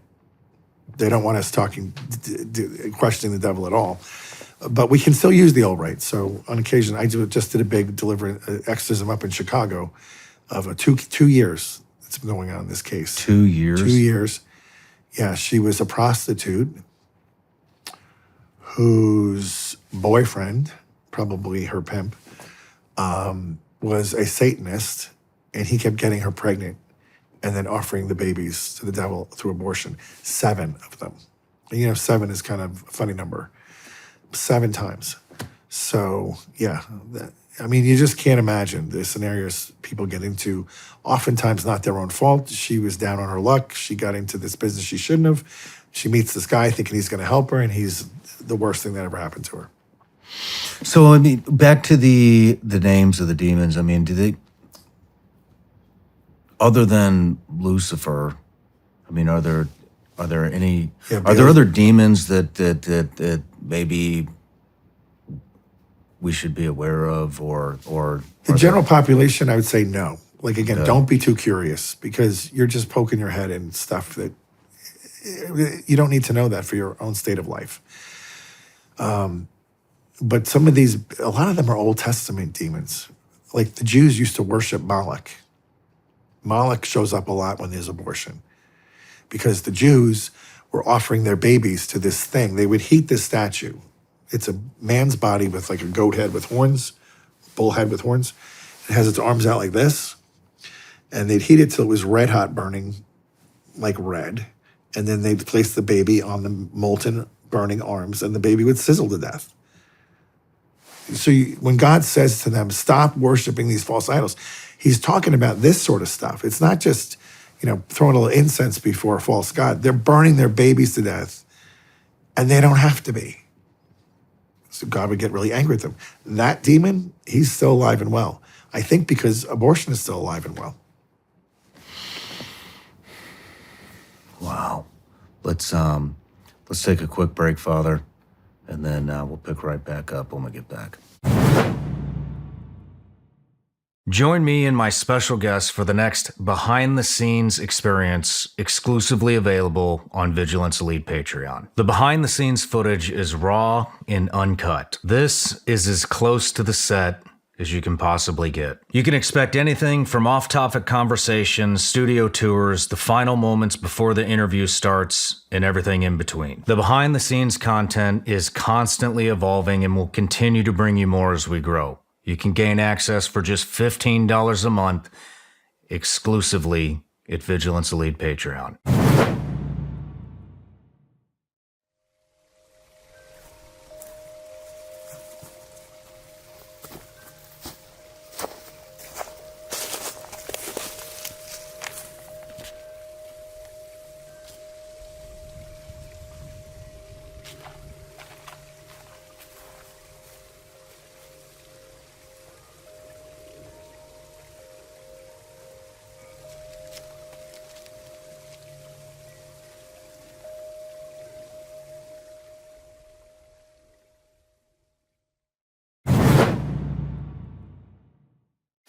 All right, Father, we're back from the break, and before we started the podcast, I was talking to you about the firearm that I gave you, and you had mentioned that was your first firearm, and that it sounded like you were basically saying you're not overly concerned with your own safety, and that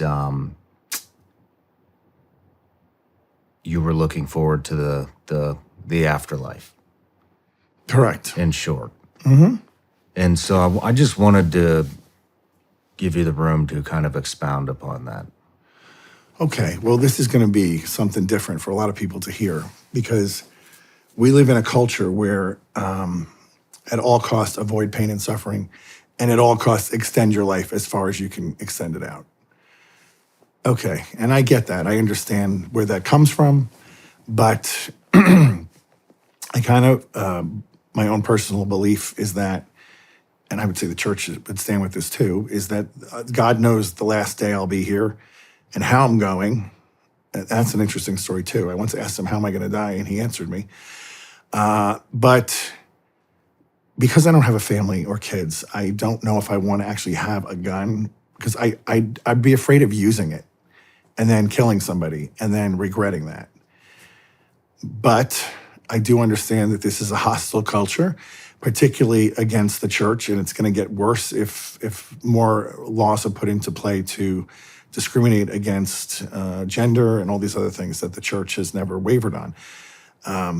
So maybe I should have a gun, just at least for a warning signal, like there's a gun here, go away. Well, I didn't want to have a discussion on the gun. What I wanted to have a discussion the philosophy on yes. This life. Okay, so that also very unusual, because we have all these medicines and operations that can extend our life and put us longer and longer down the road.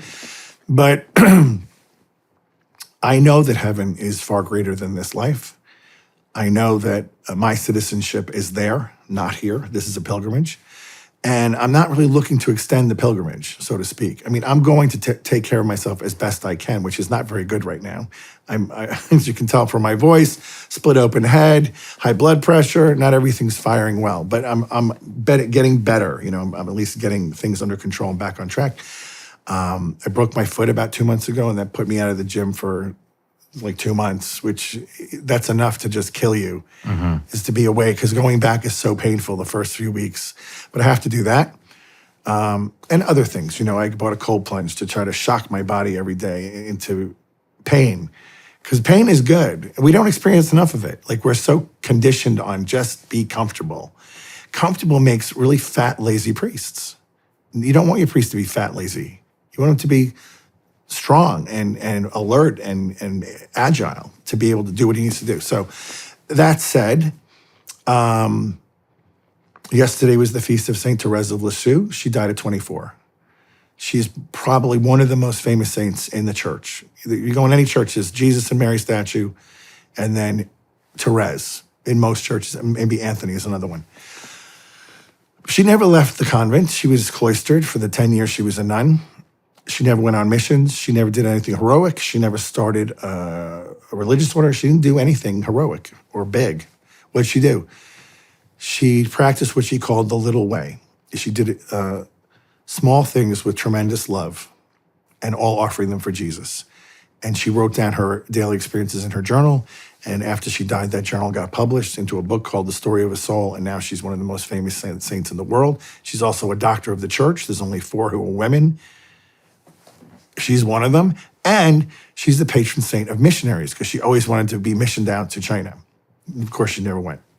But in the providence of the church, she is named as the patron saint of missionaries, even though she never left the 4 walls of her cloister. So God accomplished what he had to do with her in 24 years. And before she died, she said the Lord made it clear to her that her real work would begin in heaven, where she would have a profound role in the church from heaven. And if you've ever prayed a novena to St. Therese, on the 9th day of that novena, miraculously, almost always, a rose shows up because she's called the little flower. And people get a rose in some way, shape, or form, or they smell roses in their home, and there's no rose in the home. Like, she's letting people know, I'm still working hard for your salvation. Even though Jesus did the heavy lifting, we still have to choose every day. Are we going to choose God today, or are we going to choose to go away from God today? And I'm always telling people, in every decision we make in life, you have to have on the horizon, heaven is the goal. Because you could amass vast amounts of money and power and success in this life if you really put your nose to the ground and do the hard work. And you could come out, $350 million at the end of life. But if you don't get to heaven, you're a loser, like a big loser, the biggest. There's no other. That's the only thing you have to get right. You can get everything else wrong, but if you get to heaven, you're a winner. And I think a lot of the problems come in when people become too rich and famous. This is, Jesus said in the scriptures about it's harder for a rich man to enter heaven than going through the camel through the eye of a needle. What does he mean by that? The problem I've experienced in my firsthand interaction with wealthy people is, not all, but many, most, I would say. You get to a point where you feel like I'm so in control, I don't need anybody else, including God. Like, I'm covering all my bases, I'm good. And you kind of get deluded into thinking that you're the master of your own destiny, including heaven. That's a very dangerous place to be because that's pride. And that's probably the one thing that will block you from getting into heaven, is if you think you're going to go toe-to-toe with Jesus on getting in. You die at the end of life, you leave it all behind. Nothing goes with you. So my big message is to people, and it's funny because John Rich, the country music guy, he just did a very long episode with Tucker where he talked about the book of Revelation. And he wrote a song about it to wake people up because we're literally blind in these times to what's important. He says, you don't know when the end of your life is going to come, but you better be ready. And by ready, I mean prepared for heaven. So when I see people in hospice and they're dying and they know they're dying, I can tell within 10 seconds if this person is prepared their life to meet Jesus or if they squandered it away, because they're either at radical peace and not fearing it, or they're terrified and they don't know what to do. If I could impose one point of this whole interview today to the people listening is, to embrace death, because you're going to die. Let me be the first to let you know you're going to die. I don't know if anybody's ever said that to you. You're going to die.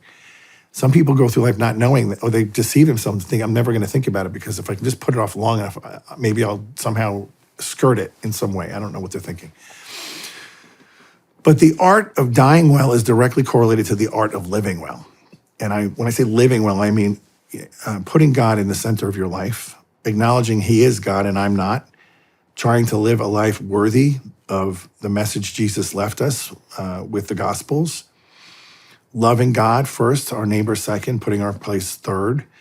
And when people do that, that creates a lifestyle that's not focused on me. It's focused on God and others. And that's what creates holiness, and that's what creates virtue.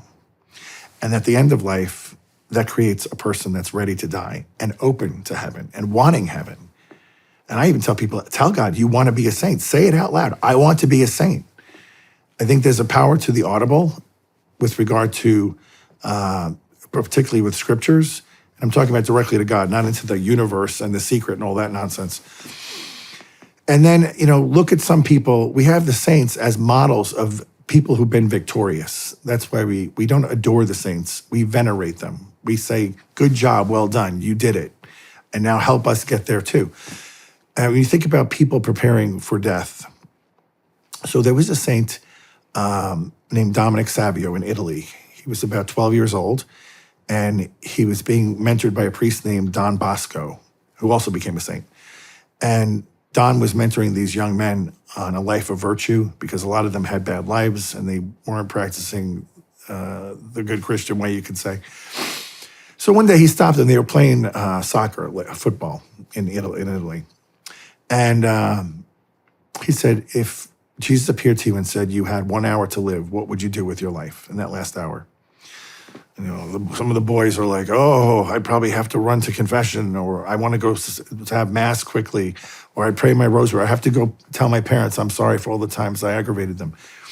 And he looks at Dominic and says, what would you do? He goes, I'd play football. He goes, you play football? He's like, yeah. I've already been to mass. I've already prayed my rosary. I've forgiven everybody I need to forgive. I have no one to ask forgiveness of. I'm good. I'm playing football. Yeah, right? That kid knows. He knows the secret. Similarly, John Fisher is a bishop that was being held in the Tower of London for going against Henry VIII on him wanting to marry another wife, take another wife. And he gets woken up in the morning by a guard. He says, they're going to execute you today around noon. And John Fisher says, okay, I'm really tired. Can I go back to sleep? Okay, so two saints that when faced with death decided one would go to sleep and the other would play football. Why? Because they're prepared and they're ready. They're done. I'm locked and loaded. Let's go. That's how we want to finish. What would you do? Me being kind of alpha and wanting to cover every base, I'd probably find the other priest that I live with and say, I need to go to confession and have the apostolic pardon. But I feel like I'm there most days anyway. I go to confession at least once a month, and that's not easy to do. Before I had this other priest come to live with me 2 weeks ago, I'd have to go searching a priest. But there's a lot of graces that come through the sacrament. Plus, there's something we have called plenary indulgences in the Catholic Church, where if I do certain things and I unite them to Jesus, such as going to Mass, receiving communion in a state of grace, going to confession every 10 days, and then if I pray a rosary in the church, I can ask for one soul to be busted out of purgatory every day. Or I can ask for myself to have my purgatory removed. Now, my theory on this is if I'm busting all these other guys out, God's going to be more lenient to me at the end of my life. So every day I offer those prayers up for one soul to be moved into heaven. And I'm pretty sure that somebody who at the help of my prayers got into heaven is going to start praying for me the rest of my life. And so I'm hoping when that day comes, I'm going to look at this big army of saints that are like, hey, welcome, good job. We've been praying for you. We've been waiting for this day. And that's going to be like an exciting day, a fun day, a good day. That's a day I'm waiting for. So I have a different view of death than most. Thank you for sharing that. Thank you for sharing that. We kind of talked about, we're in the midst of some dark times, and I forget who you mentioned. It said this is the most evil generation of all Our time. Lady of Medjugorje, which was just given the highest approval by the Vatican, that apparition is valid. Wow. Like 2 weeks ago. Wow. Wow. But what does that mean to you? Are we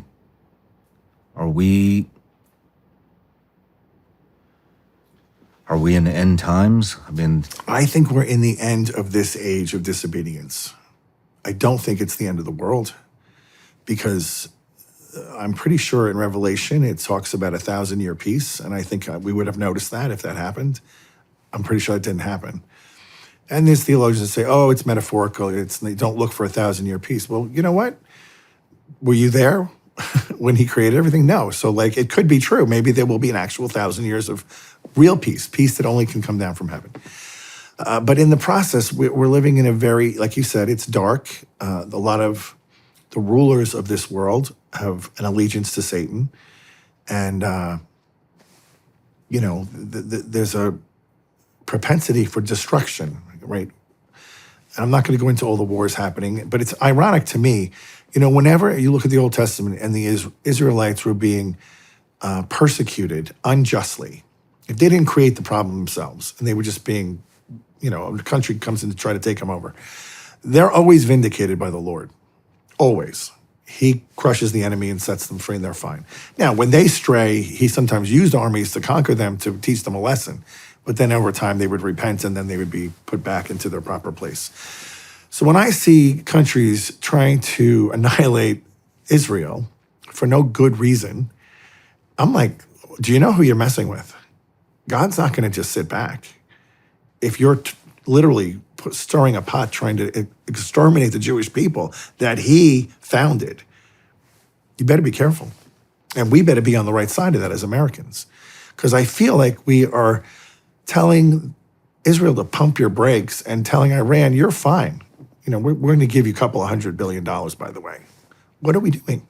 Doesn't it say that in the end times that all the nations will turn against Israel? Yes. Do you think that's happening right now? No, because all the nations have not turned against Israel yet. I mean, I feel like we still, at least verbally, support Israel. But no, I think it'll be more dramatic than that. And I don't think we're going to live in those times now, but it's only my opinion, and it's not even a really good one. Like, it's just my opinion. So don't take that to the bank. But we're great. Where sin abounds, grace superabounds. So the darker the days, the more God's going to put his hand in to help us. And that's really good news. Because if you want to be a saint and you're living in times of peace, it's a lot harder and longer to become that saint. If you're in the darkest of days, you just put your hand up and say, Lord, I want to be a saint. And there's a funnel in heaven that's going to come over you and go whoosh. And they're going to advance you in holiness very quickly because of the days we live in. And that might be the quickening that you're feeling in like this transformation that's happening in your life.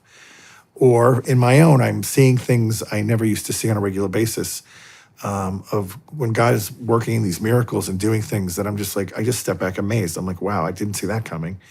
And the more you see the exorcisms go up in number, means the enemy is getting more riled up. The more you see the what go up in number? Exorcisms. Okay. They're increasing. Ever since COVID, they've been multiplying. Really? Oh, yeah. Well, take away the sacraments, close the churches, and tell people to sit home idle all day doing bad things. What are you going to get? That was a big mistake. And the cases take longer to get the demons out. So we used to have a lot of them would be one and done. So it's, one session, they're gone. Now it's 2, 3, 4, 5 times, which I have to, put on a calendar, weigh out several weeks between them because I have other things I do. And then the new cases come in and they're piling up. So it's not a good situation. In Italy, they have pop-up exorcism booths. Are you serious? Dead serious. Pop-up They're exorcism seeing an booths. explosion of demonic. I mean, I've recently read the book of Romans, and it's really hard. I'm not going to lie. It's really hard for me to understand what I'm reading. But Paul's not a big fan of punctuation. but it sounded very similar to kind of what we're living into today. Sexuality running rampant, gender confusion. There were a lot of things in there that when I read that, I was like, holy shit, we're talking about modern day here. Are these all signs that something's coming? Well, I mean, there's a lot of signs that the Lord said we could look to. If you go to Revelation or the book of Daniel or even chapters in Matthew, he talks about these end days. But I'm not sure it's all the end of time. But I feel like we're in. So this is, again, my own personal opinion. We had 2,000 years of, before Jesus came, of God tapping the Israelites and making them his people. And that was really, when we read through those scriptures, it's really God the Father who's speaking to them. And then Jesus comes, and we've had 2,000 years of focus on Jesus, rightly so. But we haven't had a period that's focused on the Holy Spirit, who is an equal member of the Trinity. And I feel like this age of the Holy Spirit is coming, when God's going to crush the evil forces that are really derailing mankind in whatever way he wants. He's God, he can do whatever he wants. And then bring forth his Spirit on the planet in a way that would have everybody drawn into this great giant shalom of heaven, this great time of peace and flourishing in God's word. Imagine that. I mean, that'd be like heaven on earth. And that's, I think, that 1,000 years they talk about in the book of Revelation. And that would be amazing, because we've never seen that. I mean, there's pockets of that around the planet. Like this place in Medjugorje, it's so grace-filled there that you can't help but feel joy and peace, and it's out-of-body experience. Why? And I'd go, why does this happen over here? Well, first of all, everybody there is practicing Catholic and practice their faith deeply. Everybody going there is seeking to go deeper in their Catholic faith. And even the people that work in the shops, they're all participating. So they all go to Mass every day. They're all praying the rosary every day. And there's really no discontent there against the practice of that religion. So it's just an open pipeline of grace flooding this village. And you feel it when you walk in. You can't say that about Rome. You can't say that about Lourdes, Fatima, Guadalupe. No, because they're all in cities now that are partially Catholic, partially pagan, and even the Catholics aren't all practicing their faith. And so it limits the grace that goes into those places. You know, You should go there. you had something happen there, correct? Oh, yes, when I was away from the faith all those years, I went over there because a friend invited me. And when I got there, I realized it's one of these holy places I really don't want to stay. But I stayed enough to go to bed that night because I was tired. And when I woke up in the morning, I had this overwhelming peace that I've never experienced prior, and only experienced really when I'm back there. And that's when I went looking for the priest to go to confession, because I said, I'm going to stay the whole week because it's amazing to be here. Like, I don't think you feel like this anywhere in the world. And it's natural, well, it's supernatural, but it's not a drug. It's real. It's like coming from heaven. So the funny thing is, I knew the confession was going to be pretty deep and dark. So I went looking for a priest before the Mass that was going to be kind of lenient and not judgy. And so I find this priest outside the church, and I call him Hollywood priest because he was like good-looking guy, strong, handsome, tan, and he's telling jokes to like these 10 women, and they're all laughing at his jokes, and he's smoking his cigarette. And like, that's the guy. He will not be harsh on me. And so I went to confession to him, and you heard the whole story. He absolved me, and then he said, I think you're going to be a priest. And I said, I don't know about that. But anyway, well, lo and behold, fast forward 19 years later, I go back to Medjugorje with a group, and we did an excursion outside of the village that day, about 20 kilometers away to another parish that has a famous statue of Our Lady that we wanted to see. So we went down there. And when we pull up in the bus, the tour guide says, wait a minute here, the pastor wants to come out and greet you all. So we get out and we wait, and out comes this priest, and it's him. It's the priest I went to confession to, and I remember him because this was a life-changing moment for me. I'll never forget him on his face. But when he sees me, he looks up and he goes, oh, you became a priest. And I go, what? I go, you remember me? And he goes, yes, I've been praying for you every day. Are you serious? 19 years later. Wow. And Wow. we went and had coffee, and he stopped smoking, had a heart attack. And, we both aged quite a bit in 20 years, but like only God can wrap those things up like that and let you know, like, not just for me, but for him, that he would know that his prayers paid off. Very, very, wow. It's like that's profound, nuts. right? Very, Yeah. profound. Very profound. I have like a lot of questions I want to ask, and they are very random. Go ahead. But so I'd like to talk about Easter and Christmas, Sure. and if those are the actual days, and I don't know where I'm going with this. I tried to talk to Megan about this. I was hoping that she had maybe a little more insight. But from my understanding, the resurrection didn't actually happen on the day we celebrate Easter. And Well, that day changes every year. And that the Easter bunnies represent some type of sexuality. Is there any truth to this? Okay, so Christmas is on a set date, the 25th of December. Is that the actual date? Not sure. Easter rotates based on the full moon of the month. So that changes every year. So clearly it can't always be that day because the day is always different. But that's kind of not the important part. But what you say about the bunnies and all that, many times the Catholic holidays would come into existence and would be not just celebrating what they mean, which is the birth of Christ, but would also replace a pagan practice that was common for the pagans of that generation. So in the case of Easter, that was a time of springtime, and they had many celebrations to the gods of fertility to make sure that the animals were fertile and had lots of babies to make their farms grow and things like that. So yes, there was probably some, in some way that was meant to abolish the old thinking of the pagan ways and bring forth the new teaching. But the first and foremost is it was established for the purpose it was. Okay. This is the resurrection of Jesus. It is new life, but this is the real new life, not the new life of your chickens and your goats. Okay. Makes sense. What about, there's a lot of talk about UFOs in the news today. Yes. And there seems to be two camps, maybe three camps. There's the camp where people think it's, military industrial complex type companies that have some type of technology that nobody else has access to.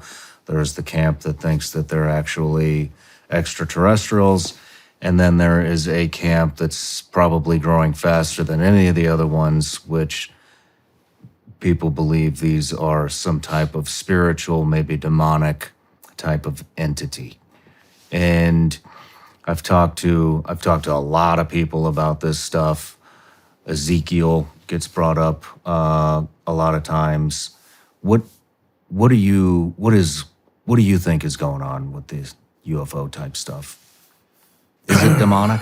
I do think that there are countries with advanced military projects that probably could replicate things in the sky that we don't understand.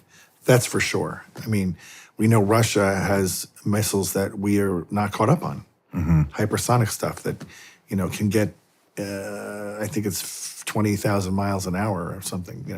That's going to look different in the sky than a plane. But with regard to extraterrestrial beings, so creatures that have an intelligence and a will, there's not a big argument for that in the Bible. When God created everything, everything means everything. So to have a creature that has an intellect and a will would put them on the level of man, because we're the only ones who have an intellect and a will that are created. What do I mean by that? So we have an intelligence that can make deductions and come to conclusions that no other species can do. Dogs can learn something by habit, but they're not deducing, well, if I move the dog bowl 3 feet to the left in the morning, maybe they'll put more food in it. They're not thinking like that. They're just going by habit.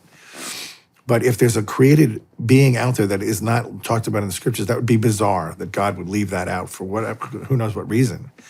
And in the Catechism of the Catholic Church, it makes a clear and definitive statement that only man is a creature that was endowed with this ability to know God and choose him of the created order. The angels would be in the same boat, but they don't have material bodies. So once you say that, it rules out all other life forms that would have an intelligence. Sure, there can be bacteria on the moon or something that can grow, but it's not thinking about growing, nor is it trying to take over the moon. So there's a difference there. That's my opinion. But they can inhabit life forms and look like creatures. Do you think some of these orbs are some type of spiritual entity? Could be. I mean, think about this.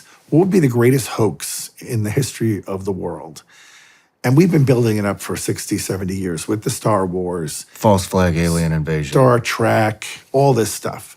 And then finally one day, the president gets on TV and says, we're about to come clean. There is another life form that we have to introduce you to. Here it is. And they can speak English and communicate, and they look weird, and they have higher intelligence. Of course they will. They're demonic.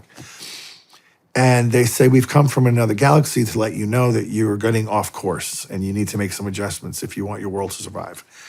And here's your big problem. Like, we're going to give you some technology to show you that you can have clean energy with all the bells and whistles. You know, oh, great, let's have that. And then they drop this in. And by the way, there's many other ways to God, not just in the religions that you know. And that's the big sinker where it gets everybody off. They're all untethered from God now. You don't have to do this. Just be kind to one another. You don't have to worship God. That's created more wars in your world than all the good works you could possibly do. Stop doing that. Well, the higher life form just told us we shouldn't do it. And they're clearly ahead of us, so we better listen to them. Like, people would go for it hook, line, and sinker because they're not tethered to the one true God. They're not getting their face in the Bible every day, studying the scriptures and learning what he really said and what is the only way to eternal life. Jesus said, I am the way, not a way. So once you call God a liar, then I can't relate to you anymore. We're not going to have a discussion. Do you think any of these entities could be for good? If they're demonic, no. They only have one goal, and that's they can't hurt God anymore. They could hurt Jesus in the person when he walked the planet, but he's untouchable now. So the only way they get back at us or back at God is by hurting his children. That's their only mission. You know, in the 12th book of Revelation, it says, the devil went off to make war against the woman and her offspring, those who follow the laws of God and bear testimony to Jesus Christ. That's a very small population of the planet. Even among Christians, you know, as we've discussed, not everybody's following God's will, and not everybody's giving a testimony to Jesus. I guess what I'm also referring to is I'm sorry, I did not understand the Ezekiel passages. And so I'm kind of asking you, it sounded like that, I'll just let you go into it. You would know more about that than... But what is the passage? I don't know what you're talking about. Well, apparently there is I don't know it, but there is a part in Ezekiel where it sounds like some type of a UFO encounter, but it makes it sound like it's actually an angel. I don't know. So that's I don't know what that is. It's don't. not the dry bones, is it? I He think- says, prophesy over these bones, and they start growing sinew and muscle, and then the flesh comes. Then he No, says, that's not it. That's not it. I wish I had it. Well, okay, those creatures have 6 wings, and they move only backward and forward, and they don't spin or turn their head. And they have human faces, but then the eagle is one side of their head, the lion is one side of the... So they definitely don't look like orbs. Okay. And it says that when they move, the sound of them is like rushing water. It's so loud. So it's a very definitive description that you can't just carve out, well, we don't really hear any noise, but it still could be them. Or maybe it's just a light ball. No, these things had all sorts of things going on that were very unique. If you see them, then you can start thinking maybe Jesus is coming back. Okay. But that'll look a lot different than an orb. Okay. Well, speaking of Jesus, where was he in the adolescent years where he's not in the Bible? There's like a period of time where he disappeared. He's in Nazareth. That's where he was raised. Okay. And yeah, we only know when he was 12, they lost him when they went up to the temple to worship, and they took him in a caravan. And it wasn't until like 2 days later they realized Mary thought he was with the men and Joseph thought he was with the women, and he was neither. But that's the only childhood scripture we have for him. Interesting. Why do you think that is? Well, the scriptures are given to us for the purpose of giving us a clear enlightenment on the way to heaven. And I would say probably a lot of his childhood years, although probably interesting, don't have to do with the actual saving event of his passion, death, and resurrection. I think they would be very interesting to know, but not definitive for our salvation. Whereas his adult years are very definitive. Okay. And this is a funny thing, like you're a guy, I'm a guy. When we buy something that's a little bit complex, like even some of the new cars today, it's like you sit in them and I'm like, oh my, like I don't know what to hit first. Where's the on button? There's an owner's manual. You go to the owner's manual when you don't know what you're doing, right? Mm-hmm. You should anyway. I know we buy, dressers and things from the Scandinavian, what is it called? IKEA. And we sit there and go, I can do this without the instructions. And then 2 hours later, I'm like, I have 6 extra parts here. What am I doing wrong? So you need to go to the owner's manual, right? And the Bible is the owner's manual for mankind to know how we're supposed to live and behave and work. Like if you're passing a guy on the highway who's got a broken down car and he's got the engine open and he's looking at the engine and he's got the oil cap open. He's got a jar of oil in this hand and he's got a jar of honey in this hand and he doesn't know which one. And you're like, hey buddy, let me help you. I know a little bit about cars. No, I know what I'm doing. Leave me alone. I go, you should at least check the owner's manual. It's going to say put the oil in the oil container. And he's like, no, I'm good. And he dumps the honey in. And he goes to start the car and it's like, dead. Yeah, you didn't listen. And you did it your way and you didn't check the owner's manual. And now, by the way, you're a pedestrian for life. Good luck. But we do that with religion. Like we know better. We're just going to do it our way. And I wish people would go back to the scriptures. And then even better, if you can get somebody to kind of break them open for you. There's a lot of great theologians out there who can do that. Go through, Mike Schmitz is doing the 1 year through the Bible. He gives a little direction. It's enough.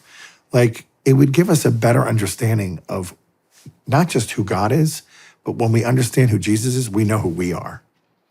And if you don't know who you are, the world is going to redefine you the way they want to see you. And you're going to buy it. And they're going to get lost. You got to know who you are first. Do you think there's a possibility that any of the scriptures have been held from the Bible or have been pulled through thousands of years that we're unaware of? No. Well, it depends what Bible you have. Do you have a Catholic Bible? I have a lot of Bibles. I have a Catholic. The Catholic Bible has 7 books in it that the Protestant Bible doesn't have. Do you know Maccabees? No. Oh, Maccabees, man, will be your book. All right. Oh, man, these are warriors. I'll check it out. Warriors. And they will fight to the death for their faith and their country. There are a lot of people that think that the Bible will become solely digital and that... Terrible problem.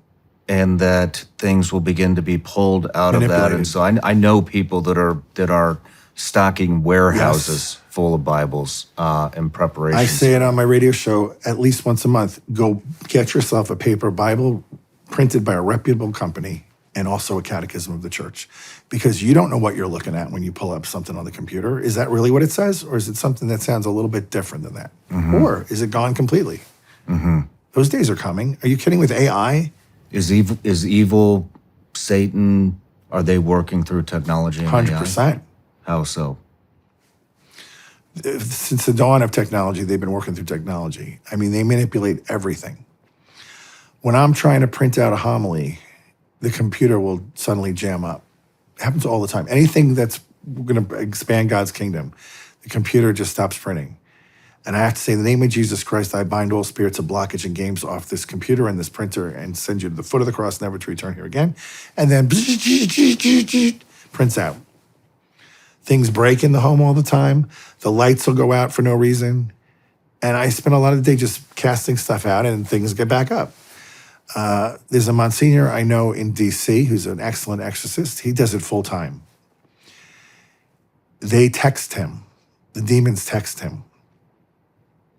What do they text him? They send blasphemies. They say horrible things about Jesus and Mary.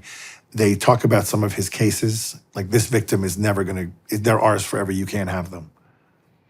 And they'll try to call that number on the phone, and it's a non-working number. Wow. Yeah, they do this. So imagine if they're doing that, imagine the field day they could have with AI. We already don't know what's generating it. Yeah. Yeah. It scares the hell out of me, to be honest with you, what that could develop into. Yeah. I mean, if these computers are actually learning, if they're learning and they're going to bypass humans, that doesn't pose well. If they're being manipulated by a side that hates humanity, that's not good. You know, go back to that old movie, War Games. Like, that's got to be like 40 years old by now. But back in the day, you know, that this kid could be playing a little computer game and suddenly he's tapped into like the nuclear codes and through a mistake is going to start a world war by accident. Well, that's, you know, it's a nice story with a, you know, a precocious kid. But now imagine that these computer intelligence can go into anything, including the military, you know, or another country that we don't trust. They send one missile, we're going to assume it's for our harm, and we're going to have to defend ourselves. Yeah, it is dangerous. What about social media? I don't like it for very specific reasons. So Instagram is basically peddling envy. Twitter's peddling anger. And Facebook's basically just selling you. And for all those reasons, I don't like it. And particularly for the children. I worry so much for the teenagers and the up-and-coming teenagers, because if that's where you're going to get most of your information, it's mostly going to be false. And it's going to create, like, again, if you don't know who you are, and most teenagers don't know who they are yet, the world's going to redefine you. And it's going to tell you you're something you're not. And that you're not worthy, you're not good enough, you're not pretty enough, you're not smart enough, you're not wealthy enough. Oh, when I was a kid, we watched shows like The Brady Bunch and I Love Lucy.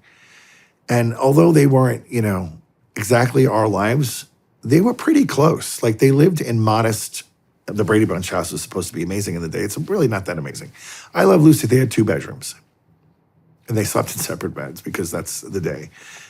But it wasn't like there was envy over their lifestyles. Like, we could relate to them. Like, we get it. Today, when the kids are watching TV, it's all these mega millionaires in their big mansions with their private boats and their yachts and their airplanes. And they turn off the program and they think, my life is terrible. I don't have anything. And it's really not true, you know, because almost 2 billion people on the planet don't live in a home. They sleep outside and they have to scavenger for food, and they don't have running water. Like, compare yourself to them. And we are living like kings. But there's been a whole culture of ingratitude by envy that's created through social media and Hollywood. That's very true. You know, Dom Razzo, the same guy that gave me that rosary, told me that he thought that the iPhone was the forbidden fruit. And then if you look at the logo is very interesting. It is. That's what he said. Accidental? I don't think so. Is there do you see a lot of symbolism in the world today? Like what we're talking about? Well, there was a period of time up until maybe 10 or 15 years ago that the devil really tried to remain hidden. And his biggest deception was to convince people he didn't exist. And that went on for a long time, where people were just like, oh, that's just not real. That's fake. You know, even the head of the Jesuit order right now, the current head, you know, it was just a couple of years ago, he came out and said, the devil's not a real person. It's just it's an idea. It's not real. I'm sorry, Jesus didn't go into the desert and do battle with an idea. I think he was face to face with a man or a person. So even in, the highest levels of religious life in the world, who also from their community, we have a pope. And apparently that guy didn't believe the devil was a real person. So it's an odd time. Where are we going with this? Symbolism. Oh, the symbolism. Okay, so, but in the last 15 years, it is all out. I'm alive and well and with you, and I'm proud to be Satan. Worship me, right? We see it at the Super Bowl halftime performances, all these award shows. I mean, it's everywhere, and it's so blatant. And the concerts. What are some of the specific symbols you're seeing? Pentagrams, upside down crucifixes. The Ouija board is everywhere. I was just in a city, the suburb of Pittsburgh. They go, just down the road is the largest Ouija board in the world. It's the whole roof of a hotel. And I'm like, I don't need to see that. But it's growing in popularity. People are getting, and we're coming up on the worst season of the year. So Halloween is the devil's holy day. That's his day. People get angry with me. They say, Father, it's just kids putting on costumes, trick-or-treating. No, not really, because you're really participating in his day. And why would you want to participate in anything that's giving glory to the devil? I had a couple of families in the last parish leave the school, withdrew from the school because we didn't have Halloween in the school. And I'm like, this is your hill you're going to die on, is Halloween? Like, you're not going to do well in what's coming in the future if this is your big thing. Mm-hmm. They left. In New York City, where I'm from, there was an exorcist there when I was on Wall Street. After my conversion, I met with him. His name was Father James Labar, God rest his soul, pioneer exorcist of our day. And he told me that Halloween's the most dangerous season of the year for the homeless. And I'm like, well, why is that? Are they eating bad candy? What's going on here? He's like, no. They have these vans that come around and they tell the homeless they're going to take them to a shelter. They've got whole big meals set up for them and showers, and they can wash their clothes and all this. And a lot of them get in the vans and go. And then they tie them up and they hold them for the 31st. And then they sacrifice them on the evening of Halloween to the devil. And it's like a perfect crime because nobody's looking for them. Wow. Yeah. Wow. I mean, it's a big deal. It's a real thing. There is a video on YouTube, which I'm shocked it hasn't been pulled down because it's a guy about 20 years old who was raised in an occult family, and he was groomed to become the chief witch that was going to execute a girl on Halloween and offer her to the devil. And he went through with it, and he talks about it face to face with the interviewer who's from some Christian network. And he says, it's all part of the ceremony. This is to get more power. We have to offer them a human life. And so it's usually a young woman. What kind of power do they get? More demonic power, so they can have more influence, so they can have more wealth, they can have more success. But it's only fleeting. It's not forever. And then, of course, at the end of life, there's a big problem getting out of it. Yeah. Wow. I mean, would you say your friend was a pioneer exorcist? What does that mean? How was he a pioneer? Because for a while, the church just stopped it. There was really no exorcism happening. I remember when I first came back to the church, my friend, Father Benedict Rochelle, he told me, I had said to him one day, I said, there was something crazy happening in the church. I can't remember what it was, but it wasn't off the charts, but it was something stupid. And I go, why does this stuff keep happening? Why is it so messed up? The church seems to be a complete mess a lot of the time. And he says, I'll tell you why. He says, because in America, we have 2,500 canon lawyers and 11 exorcists. That number should be reversed. No disrespect to the canon lawyers who are watching. We need you, we love you. But he makes a point. If evil's having its day, we need to be more offensive in fighting it. I think my last question is, at the beginning of this, you had mentioned that demons You had mentioned some type of a reference where you said demons are very much like lawyers or attorneys. And I've heard similar things before. Could you expound on that a little bit and explain why that is? Because when God set up the world and creation in the universe, including the spiritual aspects, there's a divine providence that governs everything. And in as much as we can understand it, and they understand it more because they're smarter than we are, basically, when we live our lives loving and obeying God and his laws, basically we're protected from the supernatural power of the enemy. The natural power is temptation. We're all subject to that through the original sin and through concupiscence that we're all saddled with. But from the supernatural works of the enemy, usually we're protected. Now, in very rare cases, like Padre Pio and St. John Vianney and St. Anthony in the Desert, when they can't get their soul, they can just physically attack them. And so many of these saints were beaten during the night. And you would say, well, why does God allow that? Well, he allows it to bring forth a greater good. What would the greater good be? That those saints knew that what was happening, and they would be offering that to Jesus and uniting to his cross to convert their sufferings into grace to save more souls. And so in every attack the enemy throws at us, we have the power to overcome him by uniting to Jesus' cross and converting our trials into grace to rescue more souls back from the enemy. The problem is most people don't do this, and the enemy winds up winning that battle because they don't fight back. And in some cases, they use the enemy's tactics to get revenge. But that's a side story. So, again, we were talking about Legalities. the legal aspects. Okay, I'm getting a little bit brain fog. It's been a few hours. So they know they don't have domain over us because we have free will. We have to choose to go against God to open up a door that they can come in. And that's what they do. And they're very patient.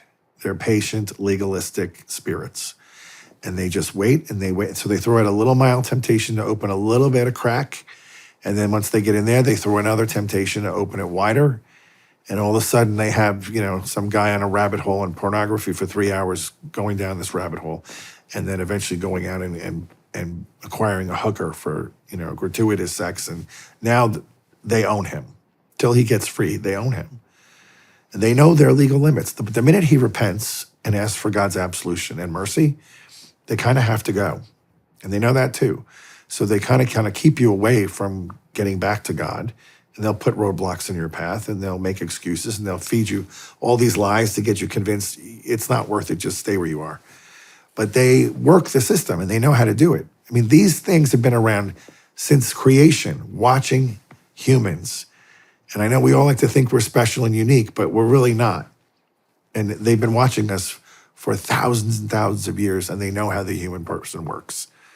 And you gotta, unless you're under God's protection and he's watching out for you, you're never gonna beat him, because they're a lot stronger than us. But on the flip side, you plus Jesus always equals victory. If you want to put it in simple terms, that's it. You plus Jesus will always equal victory, and you never have to be afraid. Thank you for saying that. Well, I want to, it's been a long interview. I did want to wrap this up. I have a lot more questions, but I'll keep them at bay for now. But yeah, and we can have a cup of coffee if you want to talk about other stuff another time. I would love that. I would love if you came down to church one Sunday. I will do that. 10:30, but make sure I'm in town. I'm leaving for 2 weeks. I'm dreading this trip because I feel like I'm going to get trapped in Europe at the worst possible time. I still have these weird, should I really be going on this trip? Am I going to get back? I'm going to be trapped in a war? Well, we'll be praying for you. Thank you. And I will come down and join you for That'd Mass. be great. Thank you for the invitation. Yeah, and I invite you to confession too. Thank you. You got to I have to throw it out there. I'd be remiss in my job. Thank you. You're welcome. All right, Father. This God is great. bless you. Thank you, Sean. Thank you.